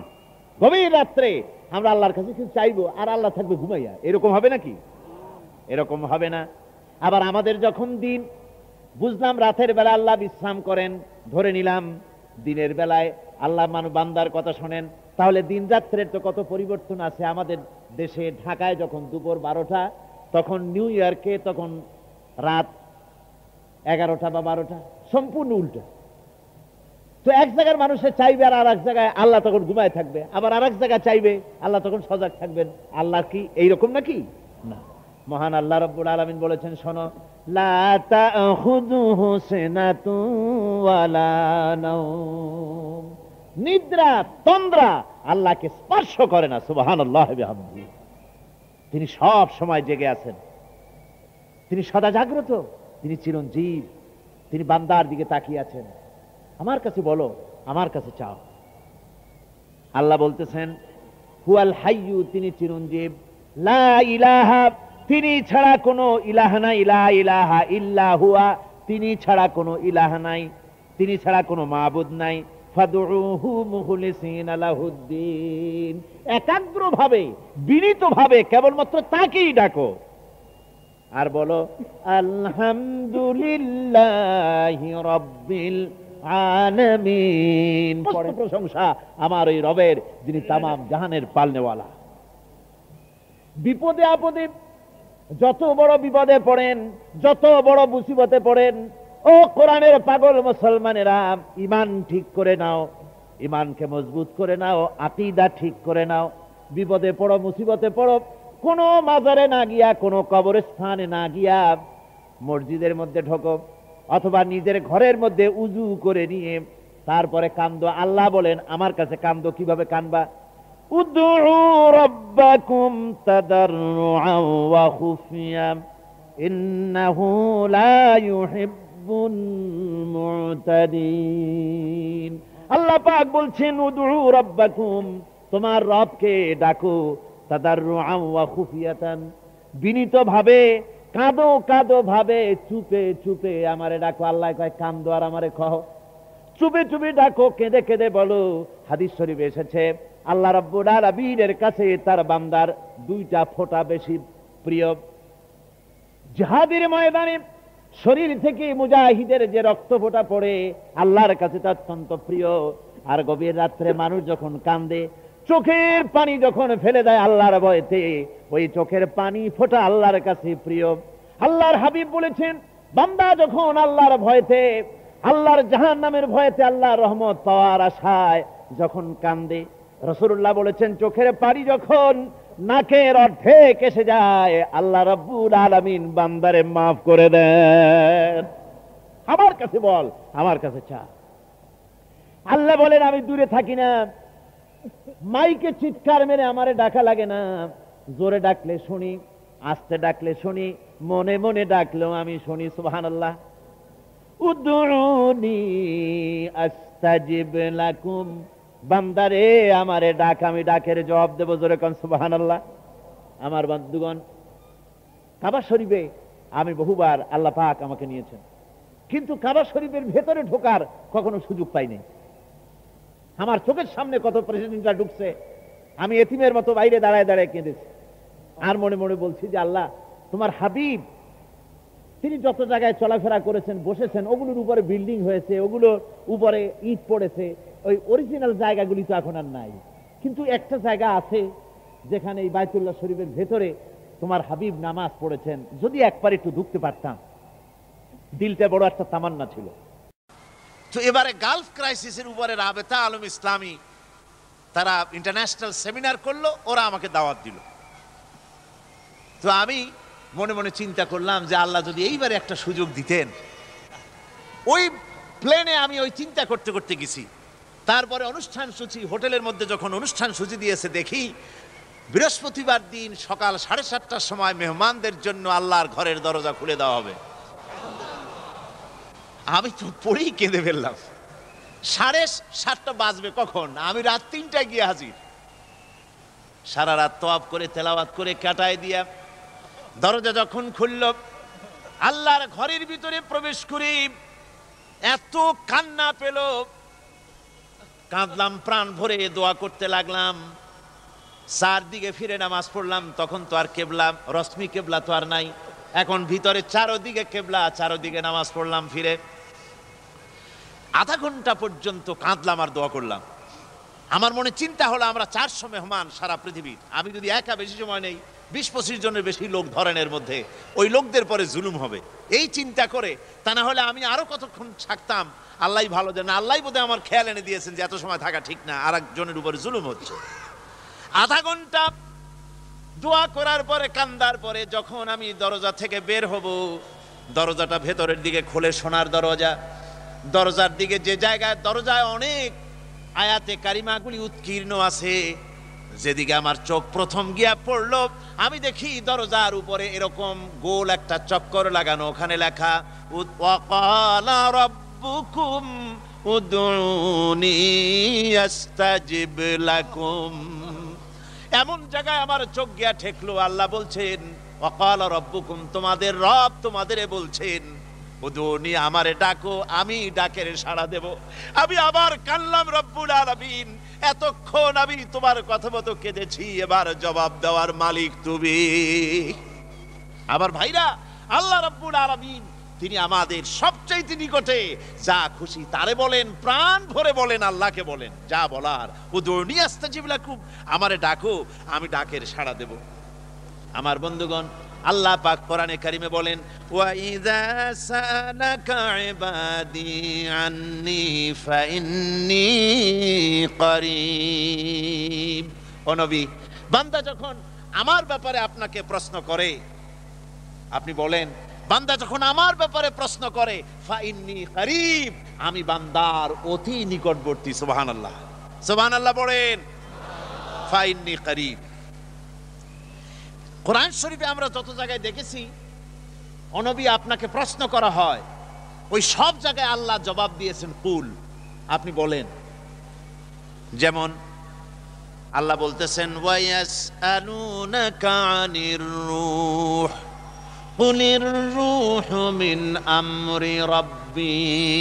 নবী আপনাকে প্রশ্ন করা হয় রূহ কি জিনিস, আপনি বলুন রূহ হচ্ছে আল্লাহর একটি হুকুম। আবার বলা হচ্ছে ওয়ায়াসআলুনাকা আনিল আহিল্লা কুল হিয়া মাওয়াকিতু লিন্নাস। নবী আপনাকে প্রশ্ন করা হয় চাঁদ সম্পর্কে, আপনি বলুন এটি হচ্ছে জগৎবাসীর জন্য একটি চিরস্থায়ী ক্যালেন্ডার। মহাকাশে মহাশূন্যে আমি ঝুলায় রেখেছি একটা ক্যালেন্ডার, যাতে করে পৃথিবীর মানুষেরা মাস দিন গণনা করতে পারে। সুবহানাল্লাহি ওয়া বিহামদিহি। ওয়ায়াসআলুনাকা আনিল খামরি ওয়াল মাইসিরি কুল ফীহিমা ইসমুন কাবীর। আপনাকে মদ এবং জুয়া সম্পর্কে প্রশ্ন করা হয়, আপনি বলুন যেটা একটা অন্যায়। আবার প্রশ্ন করা হচ্ছে ওয়ায়াসআলুনাকা আনিল আনফাল কুলিল আনফালু লিল্লাহি ওয়ার রাসূল। আপনাকে গনিমতের মাল সম্পর্কে প্রশ্ন করা হয়, আপনি বলুন গনিমতের মাল আল্লাহ এবং তার রাসূলের জন্য। এরকম করে কোরআন শরীফে যত জায়গায় আছে ওয়ায়াসআলুনাকা, আপনাকে প্রশ্ন করা হয়, আল্লাহ তার জবাব দিয়েছেন কুল দিয়ে, আপনি বলেন। গোটা কোরআন শরীফের ভিতরে মাত্র একটা জায়গায় সোয়ালের কথা আছে, আপনাকে প্রশ্ন করা হয়, অথচ এখানে কুল দিয়ে আল্লাহ জবাব দেন নাই। একটা আয়াতে, তা হচ্ছে ওয়াইযা সালাকা ইবাদি আন্নী ফাইন্নী করিব। ও নবী, আপনার কাছে যখন আমার ব্যাপারে প্রশ্ন করা হয়, আপনি বলুন কুল, এরকম বলা হয়নি। তার মানে হচ্ছে একথা বোঝা যাচ্ছে আল্লাহ যেন বলতে চান, ও নবী, বান্দা এবার চাঁদের সম্পর্কে জিজ্ঞাসা করে না, রুহের ব্যাপারে জিগায় না, নারীর ব্যাপারে না, পুরুষের ব্যাপারে না, মদের ব্যাপারে না, গনিমতের ব্যাপারে না, এবার সরাসরি আমার বান্দা আমার সম্পর্কে প্রশ্ন করেছে। সুতরাং জবাব আপনাকে দিতে হবে না, পাশে দাঁড়ান, জবাব আমি দেই, ফা ইন্নী করিব। ও বান্দা, আমারে ডাক, আমার কথা জিজ্ঞেস করছো, আমি আমার সম্পর্কে প্রশ্ন করছো, ফা ইন্নী করিব, আমি তোর সবচাইতে নিকটবর্তী। সুবহানাল্লাহ, আমি সবচাইতে নিকট। হাদিস শরীফে এসেছে, আল্লাহ পাকের নবী, তার কাছে প্রশ্ন করা হয়েছে, নবী বান্দা আল্লাহর সবচাইতে নিকটে যায় কখন? আল্লাহর সবচাইতে নিকটে কখন যাওয়া যায়? আল্লাহর নবী বলেছেন, বান্দা যখন সেজদায় পড়ে যায় তখন সবচাইতে আল্লাহর বেশি নিকটে চলে যায়। সেজদায় যখন মানুষ পড়ে তখন সবচাইতে আল্লাহ নিকটবর্তী হয়ে যায়। জোরে কোন সুবহানাল্লাহ। হুজুর বলেছেন, যখন নামাজে সেজদা দিবে তখন মনে করবে তোমার নাক আর কপাল আল্লাহ রাব্বুল আলামিনের কুদরতি কদম মোবারকের উপরে ছেড়ে দিয়েছো। ভাইরা আমার, আল্লাহ পাক তাই বলছেন, আমি দূরে না, আমি সবচাইতে কাছে। তোমার কত কাছে? ওয়া নাহনু আকরাবু ইলাইহি মিন হাবলিল ওয়ারিদ। আমি তোমার শাহরগ, যে রগের উপরে তোমার মাথাটা খাড়া আছে, এই রগ থেকেও আমি তোমার বেশি নিকটে। সুবহানাল্লাহ বিহামদিহি। সুতরাং এত নিকটবর্তী যে আল্লাহ পাক, সেই আল্লাহর সঙ্গে নাফরমানি করা, শিরক করা থেকে আমাদেরকে মুক্ত থাকতে হবে সব সময়ের জন্য। আমি আশা করি আমরা কথা বুঝতে পেরেছি, আমরা আল্লাহর সাথে শরীক করব না। কি বলেন, আল্লাহর সাথে শরীক করবেন? জোরে বলেন, করবেন? করবেন না, কখনো করবেন না। আল্লাহর শক্তির সাথে, আল্লাহর গুণাবলীর সাথে কাউকে অংশীদার বানানো যাবে না। মাজার পূজা বন্ধ করতে হবে, কবর পূজা বন্ধ করতে হবে, এগুলি শিরকের অন্তর্ভুক্ত। এরপরে আল্লাহ রাব্বুল আলামিন বলছেন, وقال الذين كفروا إن هذا إلا إفك افتراه وأعانه عليه قوم آخرون فقد جاءوا ظلما وزورا। নবীর দাওয়াতকে অস্বীকারীরা তারা বলে যে এই কোরআন হলো নবীর বানানো, এই লোকটার বানানো। জোরে কর নাউযুবিল্লাহ। এটা হলো নবীর বানানো। ওয়া আ'ানাহু আলাইহি কওমুন আখারুন, আর কিছু লোক এই লোকটাকে সাহায্য করে এগুলি বানাবার ব্যাপারে।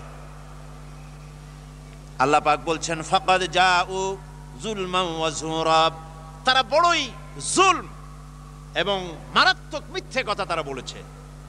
ওরা কোরআন শরীফকে বলতো রসুলের বানানো, আর আল্লাহ তার এত বড় মারাত্মক কথা বলল, আর আল্লাহ তার জবাবে বললেন যে ওরা মিথ্যে কথা বলছে, জুলুম করছে, এতটুকুন বলে ছেড়ে দিলেন।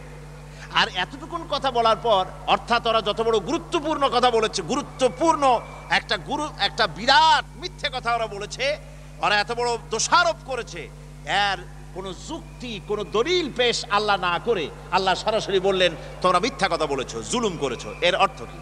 এর অর্থ হচ্ছে এই যে এই কথা বলার পর ওই কাফেরেরা তো বললো না যে আমাদের কাছে দলিল আছে, আমরা খুঁজে দেখেছি মুহাম্মদ সাল্লাল্লাহু আলাইহি ওয়াসাল্লাম রে অমুক অমুক লোক তারা এই কোরআন শরীফ শিখায়, এরকম তো কেউ বলতে পারলো না। অথবা তিনি যে এই যে পরে আরেকটা কথা তারা বলছে, ওয়াকালু আসাতিরুল আউয়ালিন ইকতাতাবাহা ফাহিয়া তুমলা আলাইহি বুকরাতান ওয়া আসীলা। তারা বলে পূর্বতন লোকেদের লেখা থেকে এই লোকটা রচনা করে, নকল করায় এবং সকাল সন্ধ্যা তাকে এগুলি শোনানো হয়। তো এগুলি যদি সত্যি তাই হবে, তাহলে তারা প্রমাণ করে দেখাক যে রসুল কার সঙ্গে কথা বলে এগুলি তৈরি করেছেন এবং পূর্বতন লোকদের লেখা তার কাছে আছে কিনা এবং কে কে তারে এগুলি শিখায়, দেখাও না। ওই যে আবু জেহেল, আবু সুফিয়ান, উতবা, সাইবা সব তো গেছিল রসুলের বুকে আল্লাহর কোরআন শোনার জন্য, যে তিনি এই কথা পান কোথায়, কে তারে শিখায়। ওরা নিজেরা গিয়ে এই সর্বনাশ হয়ে গেল ওদের। ওরা সারা রাত শুনলো, সারা রাত কোরআন শরীফ শোনার পর সকালবেলায় যখন কোনো সন্ধান তারা পেল না, উৎস খুঁজে পেল না, সকালবেলায় বেরিয়ে যাওয়ার সময় তারা একজন আর একজনকে বলতেছে, আবু সুফিয়ান বলছে, আবু জেহেল রে, মুহাম্মদ সাল্লাল্লাহু আলাইহি ওয়াসাল্লামের মুখে যে আল্লাহ যে বাণী শুনলাম, লাত মানাতের কসম করে বলতে পারে এটা মানুষের বানানো হতে পারে না, নিঃসন্দেহে কোনো ঐশ্বরিক বাণী হবে। আবু জাহেল বলল, দেখো আমার মনে তাই বলে, কিন্তু আসল কথা হলো আমরাও যদি এই ধরনের দুর্বলতা প্রকাশ করি তাহলে আবু বকর ওমরের মতো আমরাও পাগলামি করে বসবো। যেরকম নাউজুবিল্লাহ। তো ওরা তো চেষ্টা করছিল, কিন্তু কোরআন শরীফ এটা আল্লাহর, কেউ এটা বানায়নি, আল্লাহ চ্যালেঞ্জ করেছেন। ইন কুনতুম ফি রাইবিম মিম্মা নাযালনা আলা আবদিনা ফাআতু বিসূরাতিন মিন মিথলিহি وادعوا شهداءكم من دون الله إن كنتم صادقين।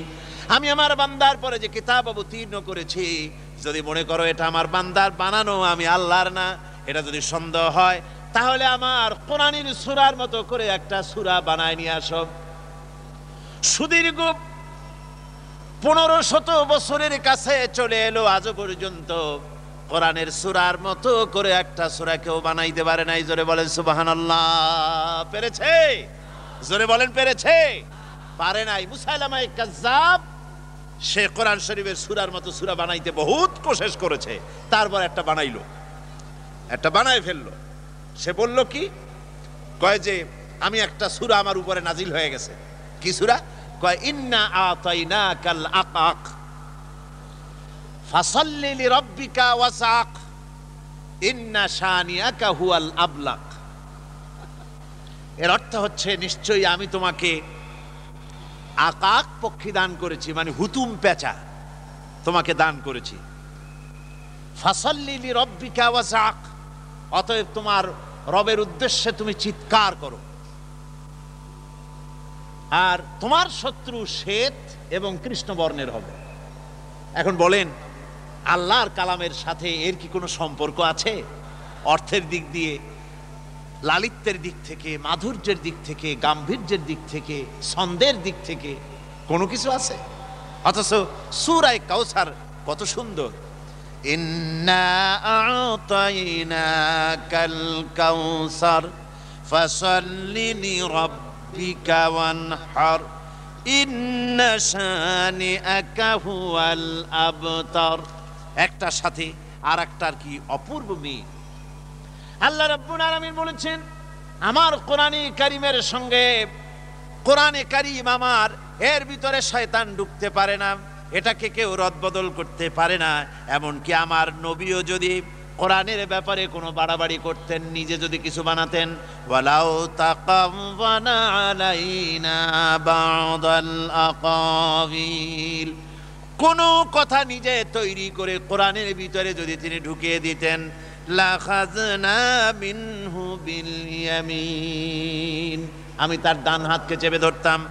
সুম্মা লাকাতা'না মিনহুল ওয়াতিন, এরপরে আমি আবার নবীর কণ্ঠনালীকে কেটে ফেলে দিতাম। সুবহানাল্লাহ।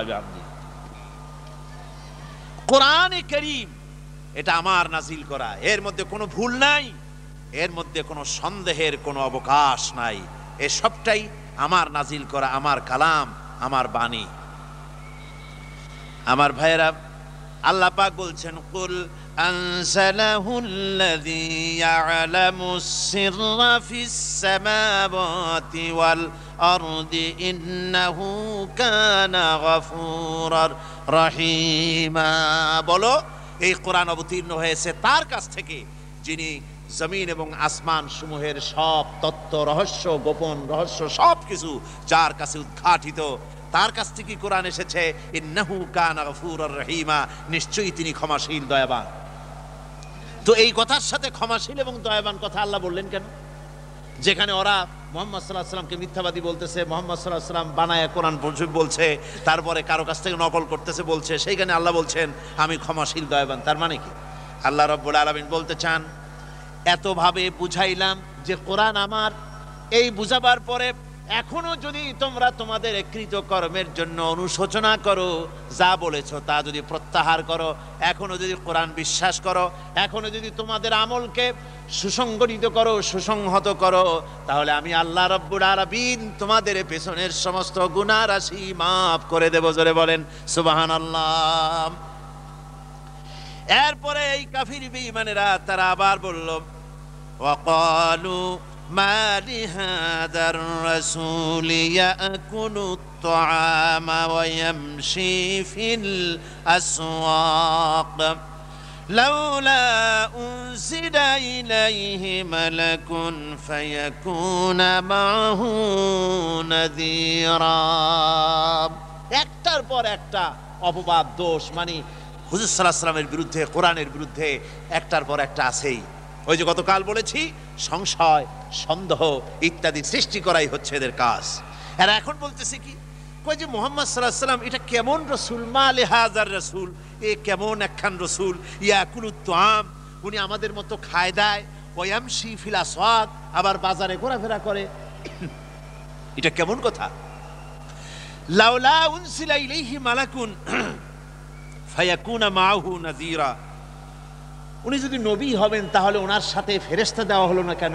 যে ফেরেশতা ওনার সাথে রেখে যারা ওনাকে নবী বলে মানবে না তখন ডান্ডা বেড়ে মাথা ফাটায় দেবে, এমন ফেরেশতার সাথে থাকলো না কেন? আও ইউলকা ইলাইহি কানসুন আও তাকুনু লাহু জান্নাতুন ইয়াকুলু মিনহা, অথবা তার কাছে ধনভাণ্ডার থাকতো যা দিয়ে তিনি মানুষকে ধন বিতরণ করতেন, অথবা তার কোনো বাগান বাগ বাগিচা থাকতো যে বাগ বাগিচা দিয়ে তিনি নিজের খোরাক রুজির ব্যবস্থা করতেন, করার ব্যাপারে নিশ্চিন্ত থাকতেন। এগুলি হলো না কেন?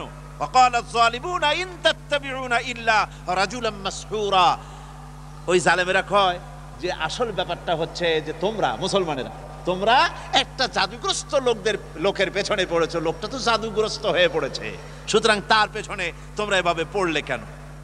আমার ভাইরা, পয়গম্বরকে কাফেরদের দৃষ্টিতে মানুষের রসুল হওয়া একটা আশ্চর্যের ব্যাপার, যে মানুষ আবার রসুল হয় কেমন, এটা কেমন কথা? এটা কিন্তু গুরুত্বপূর্ণ পয়েন্ট। কেউ যদি হাঁটেন আর ওঠেন তাহলে কিন্তু বুঝতে পারবেন না, এটা একটা গুরুত্বপূর্ণ বিষয়। অনেক এমন মানুষও আছে এখনো, যখন শোনে যে অমুক হুজুর কেবলার 4-5টা ছেলে, কই যে সুবহানাল্লাহ, তাহলে আর বিশ্বাস করবো কারে? হুজুরেরও 4-5টা ছেলে পেলে, তার মানে হলো হুজুর যখন, তার উনি আবার বিয়ে করবেন কেন, ওনার আবার ছেলে পেলে হবে কেন? তো সাধারণ বুজুর্গদের ব্যাপারে যখন এই ধারণা বেকুবদের, অজ্ঞদের, তখন মূর্খদের আরেকটা ধারণা যে পয়গম্বর যিনি হবেন তিনি মানুষ হতেই পারেন না।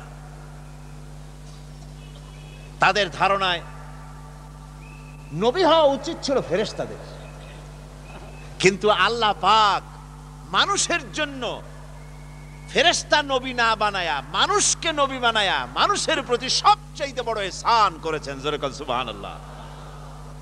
আমার বন্ধুগণ, মানুষের নবী যদি, মানুষের জন্য পয়গম্বর যদি হতেন ফেরেশতারা, তাহলে অসুবিধা কি হতো?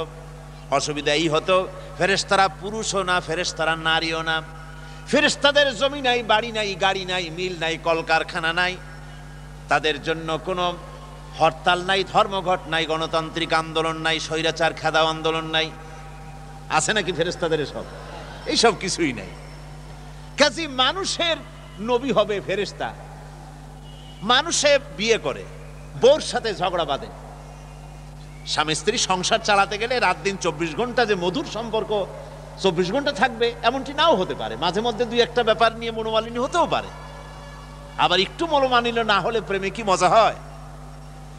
কাজী এই যে স্বামী স্ত্রীর সঙ্গে একটু ঝগড়া বাঁধলো, এই ঝগড়াটা মিলমিশ হবে কেমনে? সেই ফেরেশতা কি করে বসবে যার নিজের বউ নেই? সে আর একজনের বউয়ের আপনার ঝগড়া মিটাবে কি করে? এটি সম্ভব? শ্রমিকরা আন্দোলন করতেছে মিল মালিকের বিরুদ্ধে, গভর্নমেন্টের বিরুদ্ধে। ফেরেশতা যদি নবী হতেন তাহলে ফেরেশতারা নিজেরা মানুষ না, তারা কখনো কলকারখানায় চাকরি করে না, তারা জানে না মালিকরা কেমনে শ্রমিকদেরকে শোষণ করে। সুতরাং মালিক শ্রমিকে কি সম্পর্ক, মীমাংসা কেমনে হবে, এটা ফেরেশতার পক্ষে করা সম্ভবপর ছিল না। কোন স্বৈরাচার যদি জনগণের উপরে চেপে বসে, জনগণ বলে নামো নামো, সে বলে নামবই না, এই অবস্থা যদি চলতে থাকে তখন মীমাংসা কেমন করে করা হবে? ফেরেশতা নবী হলে তার ফেরেশতা কি করে মীমাংসা দেবে? এই জন্য রব্বুল আলামিন, মানুষ একটা সামাজিক জীব, সে বিয়ে করে, বাড়ি আছে, গাড়ি আছে, কলকারখানা আছে, মিল আছে, ইহকাল আছে, পরকাল আছে, তার অনেক কিছু আছে। এই জন্য মানুষের নবী আল্লাহ রব্বুল আলামিন মানুষের মধ্য থেকে বানিয়েছেন। জোরে বলেন সুবহানাল্লাহ। এহসান করেছেন তিনি। যারা বলে যে নবী মানুষ না, এটা খুব ভক্তির কারণে বলে। আমি ওনাদেরকে কোনো গালাগালি করব না, গালাগালি করা তো আমাদের অভ্যাস না। আমি বলতে চাই বেশি ভক্তির কারণে ওনারা বলেন যে নবী মানুষ না। তাহলে যারা এত বেশি ভক্তি করেন ওনাদের প্রশ্ন করি, বন্ধুরা মেহেরবানি করে বলুন, নবী যদি মানুষ না তো কি জিনিসটা কি? নবী কি জিন? নবী কি ফেরেশতা? তো ফেরেশতা অথবা জিন কিছু যদি বানান তা কি মানুষের চাইতে বেশি মর্যাদা? বলেন, জিনের মর্যাদা কি মানুষের চাইতে বেশি? ফেরেশতার মর্যাদা কি মানুষের চাইতে বেশি? কখনোই নয়।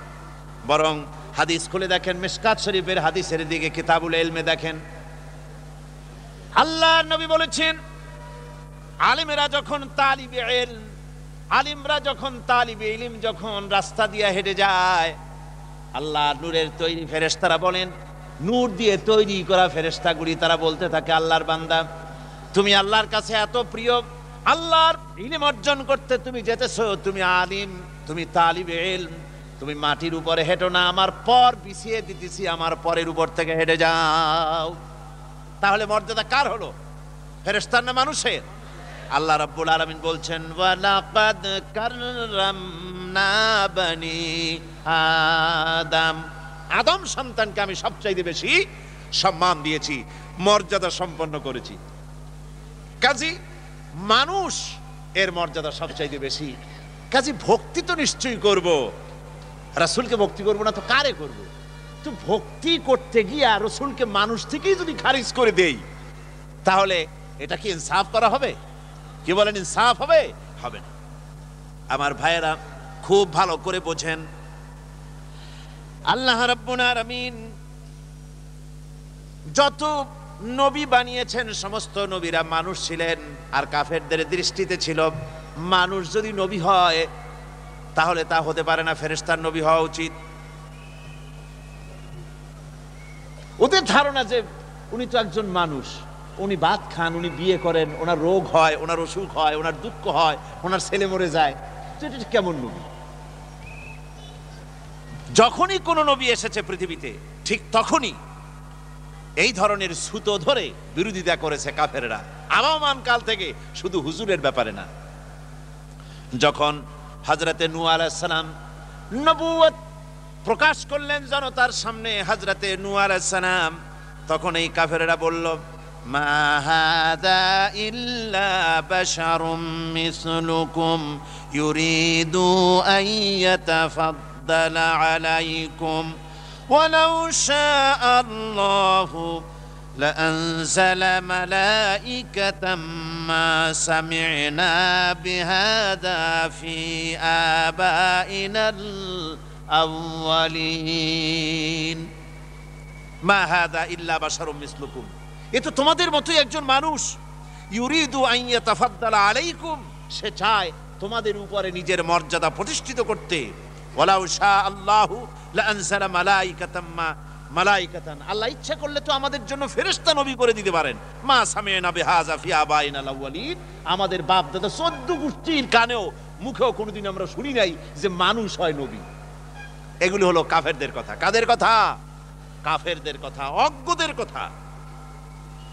আমার বন্ধুগণ, হযরতে হুদ আলাইহিস সালাম তিনি যখন নবুয়াত নিয়ে মানুষের সামনে পেশ করলেন, নবুয়াত নিয়ে আসলেন, তখন কাফেররা হুদ আলাইহিস সালাম সম্পর্কে বলল, মা হাযা ইল্লা বাশারুম মিসলুকুম ইয়াকুলু মিম্মা তাআকুলুনা মিনহু ওয়া ইয়াশরাবু মিম্মা তাশরাবুন।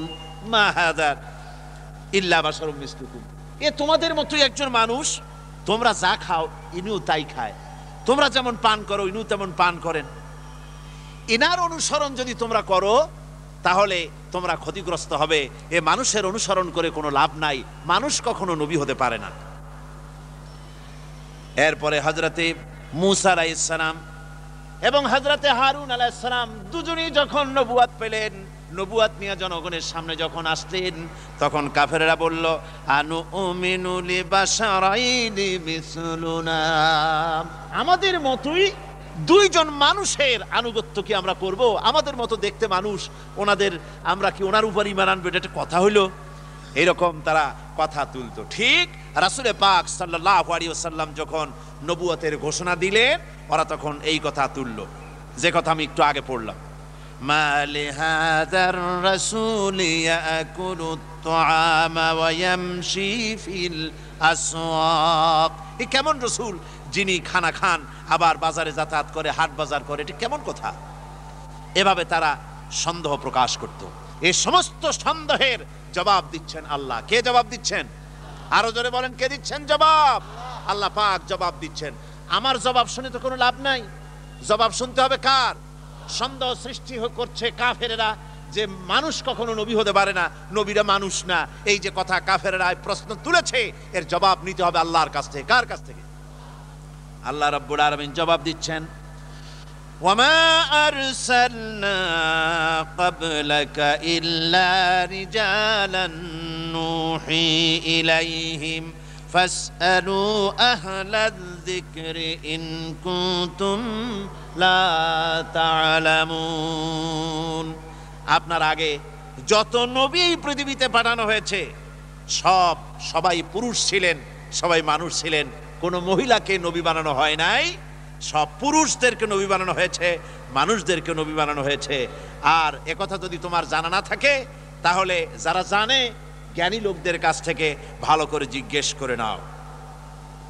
ওয়ামা জাআলনাহুম জাসাদান লা ইয়াকুলুনা আত-তাআমা ওয়ামা কানু খালিদিন।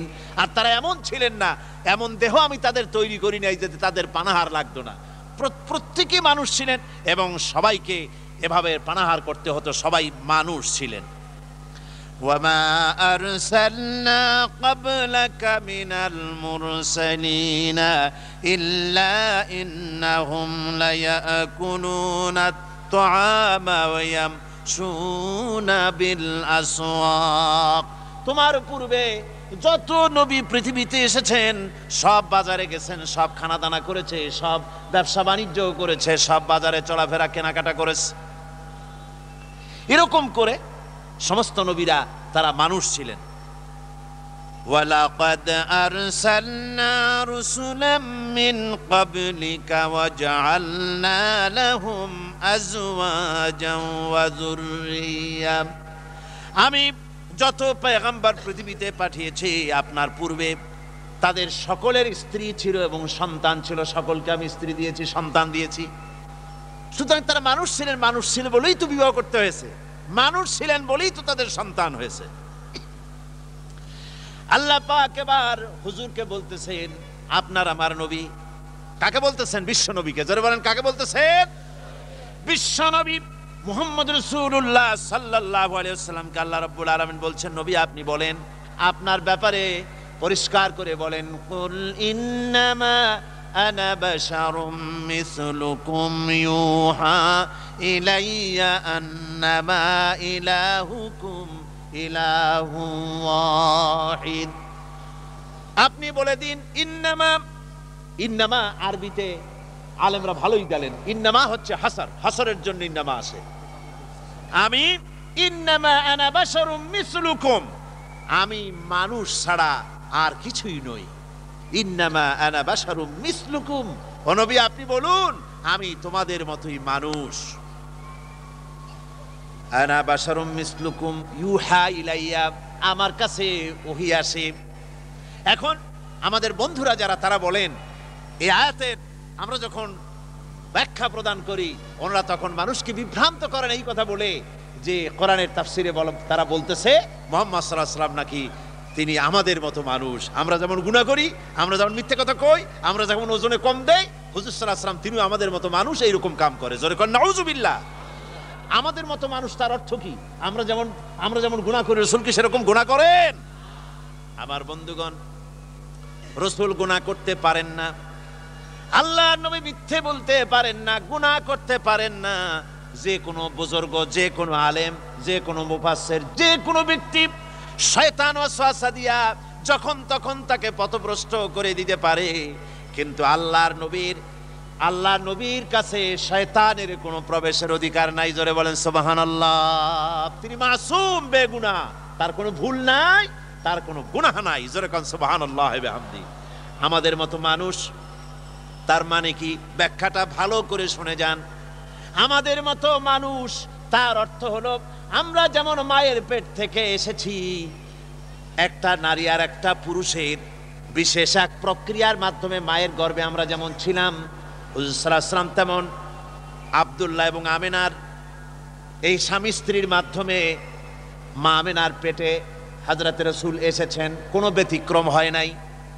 আমরা যেমন মায়ের পেট থেকে দুনিয়ায় যেভাবে এসেছি, হুজুরও মায়ের পেট থেকে সেইভাবে দুনিয়ায় এসেছেন। আমাদের যেমন চোখ আছে, নাক আছে, মুখ আছে, হাত পা আছে, হুজুরের এগুলি সব ছিল। আমরা যেমন বিয়ে শাদী করি, রসুল বিয়ে শাদী করেছেন। আমাদের ছেলে পেলে হয়, রসুলেরও ছেলে পেলে হয়েছে। আমাদের রোগ ব্যাধি হয়, রসুলেরও রোগ ব্যাধি হয়েছে।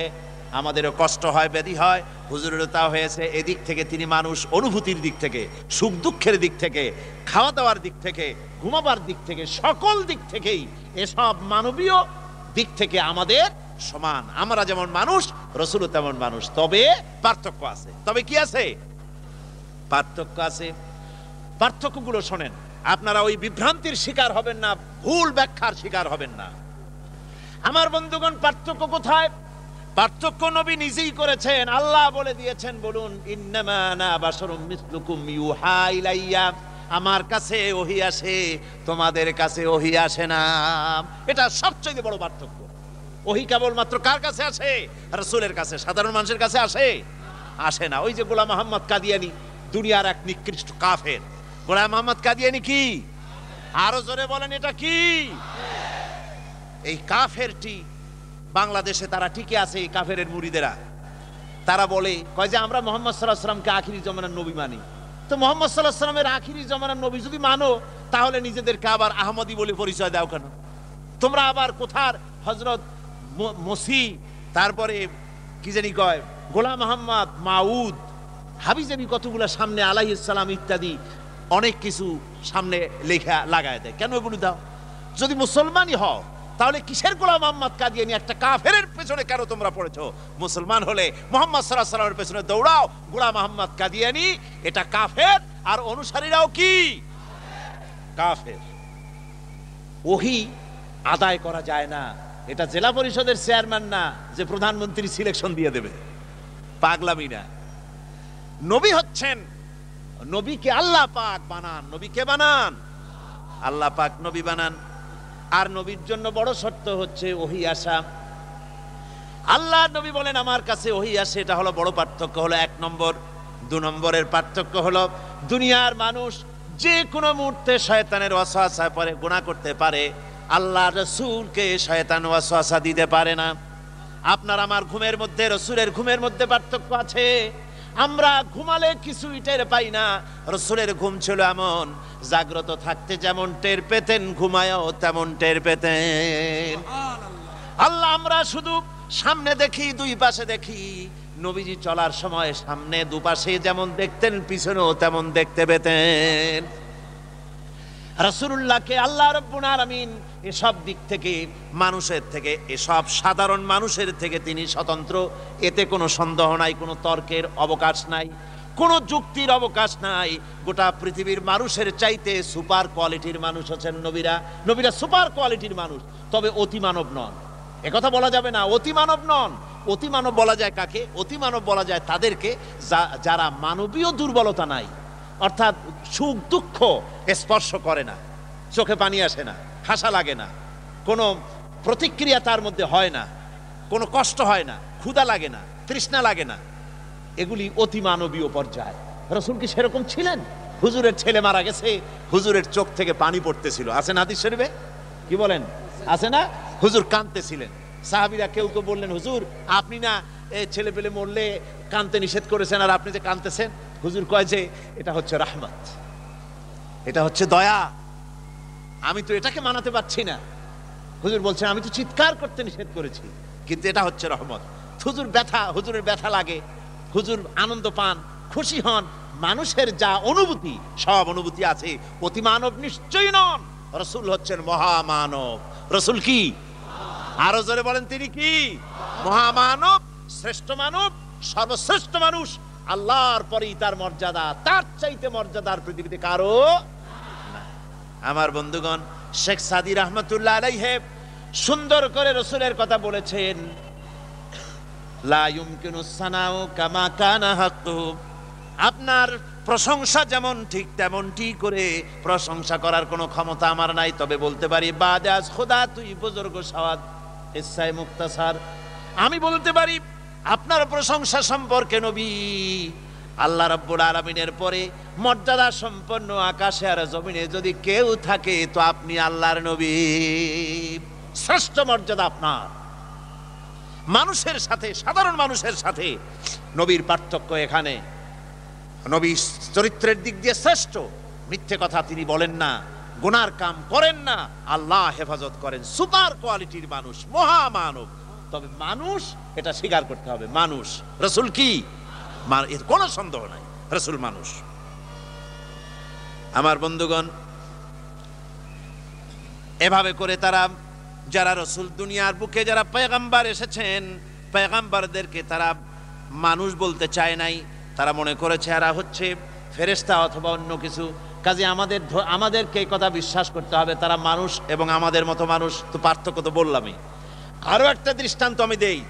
ওই যে পাথর দিয়ে রাস্তা বানানো হয়, পাথর দিয়ে যে রাস্তা বানানো হয়, সেই পাথরের এত বড় বড় একটা চাকা, যার দাম 5 টাকা বা 10 টাকা বড় জোর। আবার স্বর্ণের দোকানে যান, জুয়েলারির দোকানে গ্লাসের বক্সের ভিতরে সুন্দর সুন্দর বক্স রেখে তার মধ্যে তুলা দিয়ে সাজায়া ওর উপরে সুন্দর সুন্দর করে বসায় ছোট ছোট পাথর রাখা হয় না? বলেন না কেন? লুলু, মারজান, ইয়াকুত, জবরজাদ, নীলা, প্রবাল, তারপরে আকিক, আছেন এরকম পাথর। রাস্তা বানানো হয় যে পাথর দিয়া, জুয়েলারির দোকানে যে পাথর আছে ওই রাস্তার পাথর আর ওই পাথর কি এক নাকি? নাম তো একই পাথর। নাম একই হলে কি হবে? রাস্তার পাথরের বিরাট একটা প্রকাণ্ড খণ্ডের দাম 2 টাকা 5 টাকা, আর জুয়েলারির দোকানে যে পাথর আছে তার একটা তোলার দাম 50,000 টাকা পর্যন্ত হতে পারে। ওই পাথরে পাথরে যে বেশ কম, মানুষে মানুষে আবার সেই বেশ কম। পয়গম্বরদের সাথে সাধারণ মানুষের কোনো তুলনা হতে পারে না। তবে মূল বিষয়টা বোধহয় বুঝতে পেরেছেন। তুলনা কিন্তু গুনার দিক দিয়া, চরিত্রের দিক থেকে, তারপরে ভুল কথা বলা থেকে, মিথ্যা কথা, এই দিক থেকে তুলনা না। তুলনা হচ্ছে মানুষের মতো। আমরা যে মানুষ, রসুলও মানুষ। আমি কথা বুঝাতে পারছি কিনা? বুঝে আসছে আপনাদের? আলহামদুলিল্লাহ। তাহলে এ নিয়ে আমরা আর অগ্রসর হই না। আমার ভাইয়েরা, আল্লাহর নবীরা এই সব কথার জবাবে, এই সমস্ত কাফেরদের কথার জবাবে নবীদেরকে আল্লাহ শিখিয়ে দিয়েছেন। আপনারা এভাবে বলেন। নবীরা বলতেন, ইন্নাহানু ইল্লা বাশারুম মিসলুকুম ওয়ালাকিন্নাল্লাহা ইয়ামুন্নু আলা মান ইয়াশাউ মিন ইবাদিহি। আমরা তোমাদের মতোই মানুষ। নবীরা এভাবে বলতেন কাফেরদেরকে, আমরা তোমাদের মতোই মানুষ ছাড়া আর কিছুই নেই। তবে আল্লাহ তার বান্দার মধ্য থেকে কাউকে না কাউকে বিশেষ অনুগ্রহ দান করে থাকেন। আমরা সেই অনুগ্রহ প্রাপ্ত আল্লাহর নবী।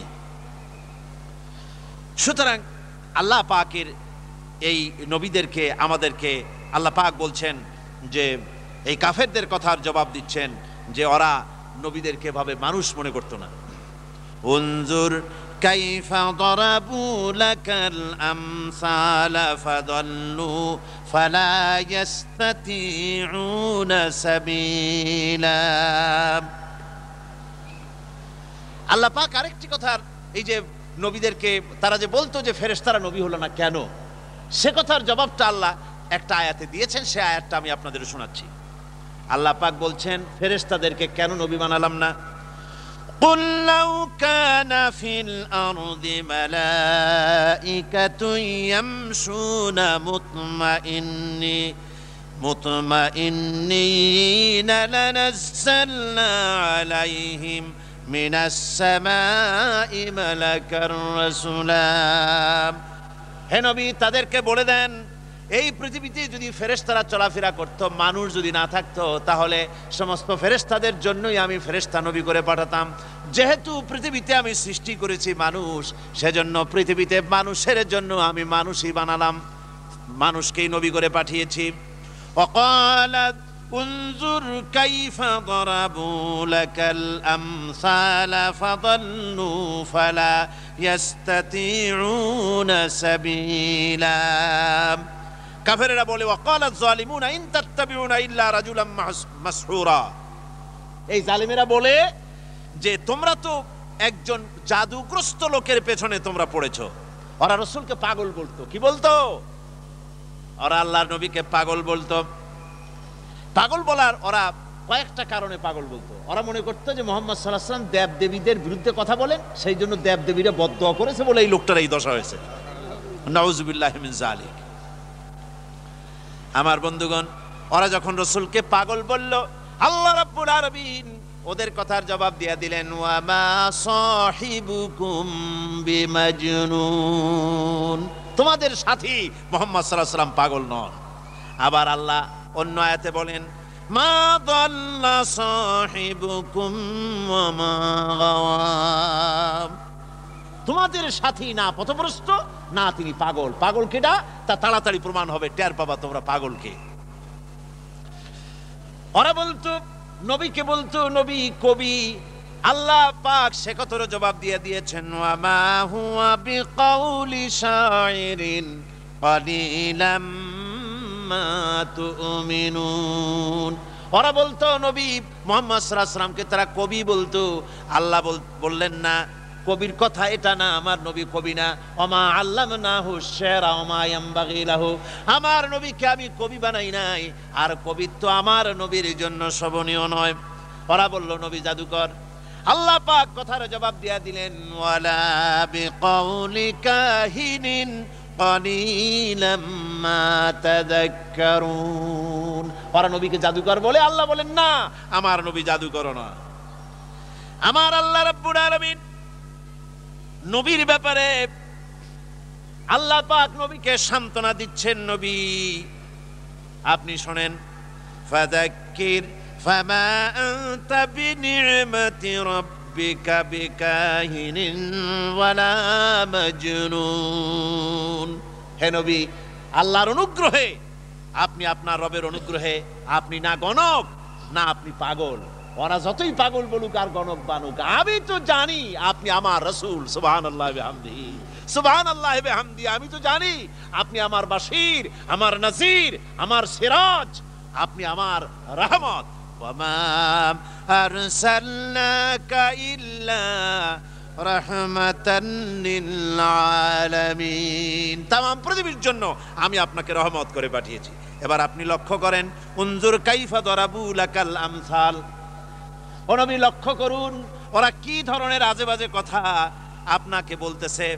ফাদাল্লু, ওরা বিভ্রান্ত হয়েছে, এমন বিভ্রান্ত হয়েছে, ফালা ইয়াস্তাতিউনা সাবিলা, কোনো বুদ্ধি তাদের মাথার মধ্যে ঢুকছে না, কোনো সঠিক কথা তাদের মাথার মধ্যে যাচ্ছে না। তার মানে হলো কি? তার মানে হচ্ছে বিরুদ্ধবাদীরা কোনো যুক্তি ছাড়াই হিংসার আগুনে জ্বলে তারা কথা বলে। যারা হিংসার আগুনে জ্বলে ওদের কাছে কোনো যুক্তি থাকে না। হুজুর সাল্লাল্লাহু আলাইহি ওয়াসাল্লাম শিরকের বিরুদ্ধে তিনি কথা বলছেন, শিরকের বিরুদ্ধে কথা বলছেন, তাওহীদ প্রতিষ্ঠার কথা বলছেন, যুক্তি দিয়া কথা বলছেন। হুজুর বলছেন শিরক করো না। ওরা এ ব্যাপারে তারা বলছে যে লোকটি কবি। হুজুর বলছেন শিরক করো না, ওরা কয় লোকটা কবি। হুজুর বলছেন আল্লাহর তরফ থেকে আমি প্রেরিত হয়েছি, আমি আল্লাহর পয়গম্বর, আমাকে মানো। আর তারা বলতেছে যে তুমি হলে একটা জাদুকর। হুজুর সাল্লাল্লাহু আলাইহি ওয়াসাল্লাম তিনি বলছেন, হুজুর সাল্লাল্লাহু আলাইহি ওয়াসাল্লাম তিনি বলছেন যে তাওহীদকে প্রতিষ্ঠা করো, এক আল্লাহর আইন কানুনকে তোমরা মেনে নাও। ওরা কয় যে তুমি বাজারে যাও কেন, তুমি ভাত খাও কেন। তার মানে হচ্ছে ওদের কাছে কোনো যুক্তি নাই, ওদের মাথায় কোনো বুদ্ধি কুলায় না, যা খুশি তাই তারা পাগলের মতো বলতেছে। এসব কথাবার্তা দিয়া প্রকৃত সত্যপন্থীকে ফিরায় রাখা যায় না। যেমন প্রত্যেক যুগেই আল্লাহ সম্পর্কে, রাসূল সম্পর্কে, ফেরেশতা সম্পর্কে এই জাতীয় কথাবার্তা চিরটা কাল সন্দেহ সংশয় সৃষ্টি করে রাখা হয়। আর সেই সন্দেহ সংশয়ের ষড়যন্ত্রের জালকে দুহাতে ছিন্ন করে তাওহীদবাদী যারা, কিসমত যাদের ভাদো, যার তারা শিরক থেকে মুক্ত হয়ে এক আল্লাহর গোলামীর সামনে মাথা নত করে দেয় আর মুহাম্মদ সাল্লাল্লাহু আলাইহি সাল্লামকেই কেবলমাত্র নেতা এবং রাসূল হিসাবে মেনে নিয়ে নিজেদের জীবনকে পরিচালিত করে।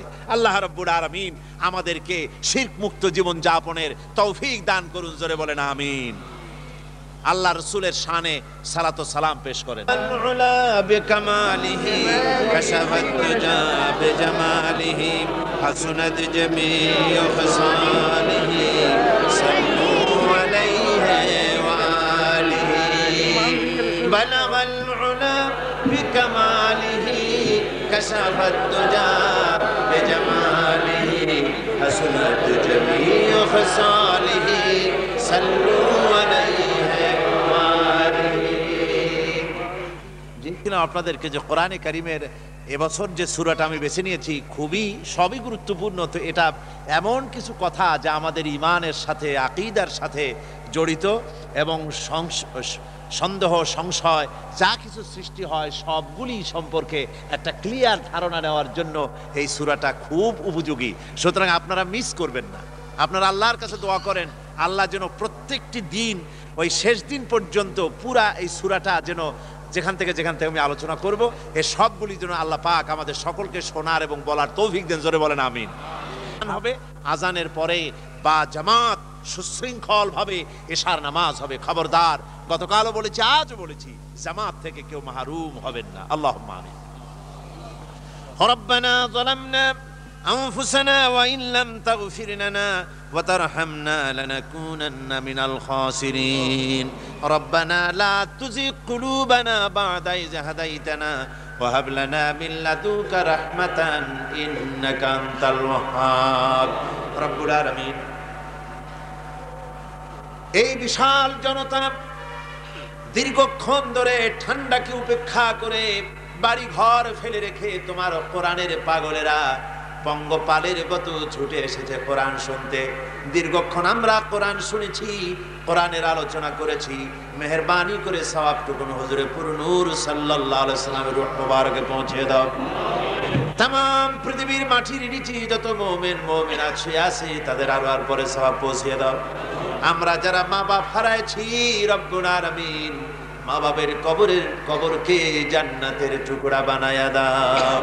রব্বির হামহুমা কামা রব্বায়ানি সগীরা, রব্বির হামহুমা কামা রব্বায়ানি সগীরা। রব্বুল আলামিন, তোমার দরবারে বিনীতভাবে আমরা দরখাস্ত করতেছি, আমাদের এক ভাই প্রতি বছর এই মাহফিলের মঞ্চে পেয়েছি, নামাজের ইমামতি করেছে। আমার চোখের সামনে তার চেহারাটা ভেসে উঠেছে, কি সুন্দর চেহারা মাওলানা রুহুল আমিন। এই মাহফিলের জন্য, তাফসীরের মাহফিলে আমি যতবার চট্টগ্রামে এসেছি এমন কোন মাহফিল চট্টগ্রামের নাই যে মাহফিলে তোমার ওই বান্দারে আমি দেখি নাই। রব্বুল আলামিন, আমাদের ওই বৃদ্ধ ভাইটি তোমার দরবারে চলে গেছেন, তোমার কাস্টডিওতে চলে গেছেন। এই লক্ষ জনতা নিয়ে তোমার দরবারে বিনীতভাবে কোরআনের মাহফিল থেকে নিবেদন জানাই, আল্লাহ তোমার ফেরেশতাদের দিয়া আমার ওই ভাইকে তুমি যত্ন করো। রব্বুল আলামিন, তার কবরের ভিতরে বেহেশতের বাগান বানায়া দিও। সারা জীবনের নেক কাজগুলি তোমার দরবারে কবুল করে নিও। মানুষ হিসেবে যত গুনাহ তার হয়েছে দয়া করে মেহেরবানি করে জীবনের গুনাহ মাফ করে দিও। দুনিয়ায় তার চেহারা যেমন সুন্দর ছিল, হাসরের ময়দানে নূরের চেহারা বানায়া তুমি তারে উঠাইও আল্লাহ। রব্বুল আলামিন, আরো যত মৃত্যুর খবর পেলাম আল্লাহ, যারা মারা গেছে তাদের প্রতি তুমি রহম করো। রব্বুল আলামিন, এই কোরআনের মাহফিল তোমার দরবারে মঞ্জুর করো। বিশাল মাহফিল, লক্ষ লক্ষ টাকা খরচ হয়, তোমার বান্দাদের দিলের মধ্যে অসাদ দান করে দাও। তারা যেন ফারাখির সাথে হাত খুলে দিল খুলে কোরআনের মাহফিলে টাকা দিতে পারে তৌফিক দিয়ে দিও। রব্বুল আলামিন, তোমার যত কোরআন পাগল বান্দার বান্দিরা মাহফিলে আসে বাড়ি ঘর তাদের হেফাজত করো, যাতায়াত আসান করো। আয় আল্লাহ, আগামী শুক্রবার পর্যন্ত এই মাহফিল চলবে বলে আমরা জানি। তুমি দয়া করে তোমার কোরআনের মাহফিলের সম্মান তুমি রক্ষা করো আল্লাহ রব্বুল আলামিন। আমাদেরকে আহলে কোরআন বানাও, আমাদেরকে কোরআনের মহব্বত দিয়ে আমাদের দিল ভরে দাও। আয় আল্লাহ, কোরআনের নূর দিয়ে আমাদের কবর তুমি মুনাওয়ার করে দিও। আমাদের কোরআনের সুপারিশ আমাদের নসিব করে দিও। আয় আল্লাহ, তুমি দয়া করে মেহেরবানি করে কোরআনের রাজ কায়েম করার মুজাহিদ আমাদের বানিয়ে দিও রব্বুল আলামিন। ইসলামী সমাজ কল্যাণ পরিষদের জন্য দোয়া এসেই যায়। এই লক্ষ লক্ষ মানুষকে তারাই কোরআন শোনার সুযোগ দেয়। আল্লাহ, কোরআন শোনার সুযোগ যারা করে, ইসলামী সমাজ কল্যাণ পরিষদের এই লোকগুলিকে তুমি দয়া করে কিয়ামতের দিন তোমার জান্নাত দিয়ে দিও আল্লাহ। এর সভাপতি মাওলানা শামসুদ্দিন, যে মা তাকে পেটে ধরেছে, সে মাকে তুমি সুস্থ রাখো, ভালো রাখো। যে বাপের জন্মে তিনি এসেছেন, সে বাপকে তুমি বেহেশত দিও। আল্লাহ, তাকে তুমি সুস্থতা দাও, দিনের কাজ আরো বেশি করার তৌফিক দাও। তার সাথী সঙ্গী যারা আছে সকলের প্রতি রহম করো। ভাই ভাই মিলেমিশে এই কোরআনের আন্দোলনকে আয় আল্লাহ দীর্ঘদিন এখানে চালাবার তৌফিক তাদেরকে দান করে দিও রব্বুল আলামিন। আগামী কাল, পরশু এবং তার পরের দিন, বাকি 3 দিন সব তোমার কুদরতি হাতে। আমাদেরকে এক মুহূর্তের জন্য আমাদের নিজেদের উপরে ছেড়ে দিও না। চিরকাল সব সময়ের জন্য তোমার রহমতের উপরে আমাদেরকে ভাসায় রেখো আল্লাহ রব্বুল আলামিন। আমাদের মুনাজাত কবুল করো। আমরা যখন এই দুনিয়া থেকে জনমের মতো আমরা বিদায় হয়ে যাব, তখন আমাদের মৃত্যুর সময় যেন আমাদের কানের কাছে তোমার কোরআনের আওয়াজ যেন শুনতে পাই। আয় আল্লাহ, কোরআনের আওয়াজ যেন মৃত্যুর সময় কাছে যেন কোরআন শুনতে পাই। আর যখন জীবনটা বেরিয়ে যাবে, তখন যেন মুখ থেকে কথা বের হয়, লা ইলাহা ইল্লাল্লাহ মুহাম্মাদুর রাসূলুল্লাহ। ربنا تقبل منا إنك أنت السميع العليم وتب علينا إنك أنت التواب الرحيم. سبحان ربك رب العزة عما يصفون وسلام على المرسلين والحمد لله رب العالمين. وجعل آخر كلمة عند الموت لا إله إلا الله محمد رسول الله. السلام عليكم ورحمة الله.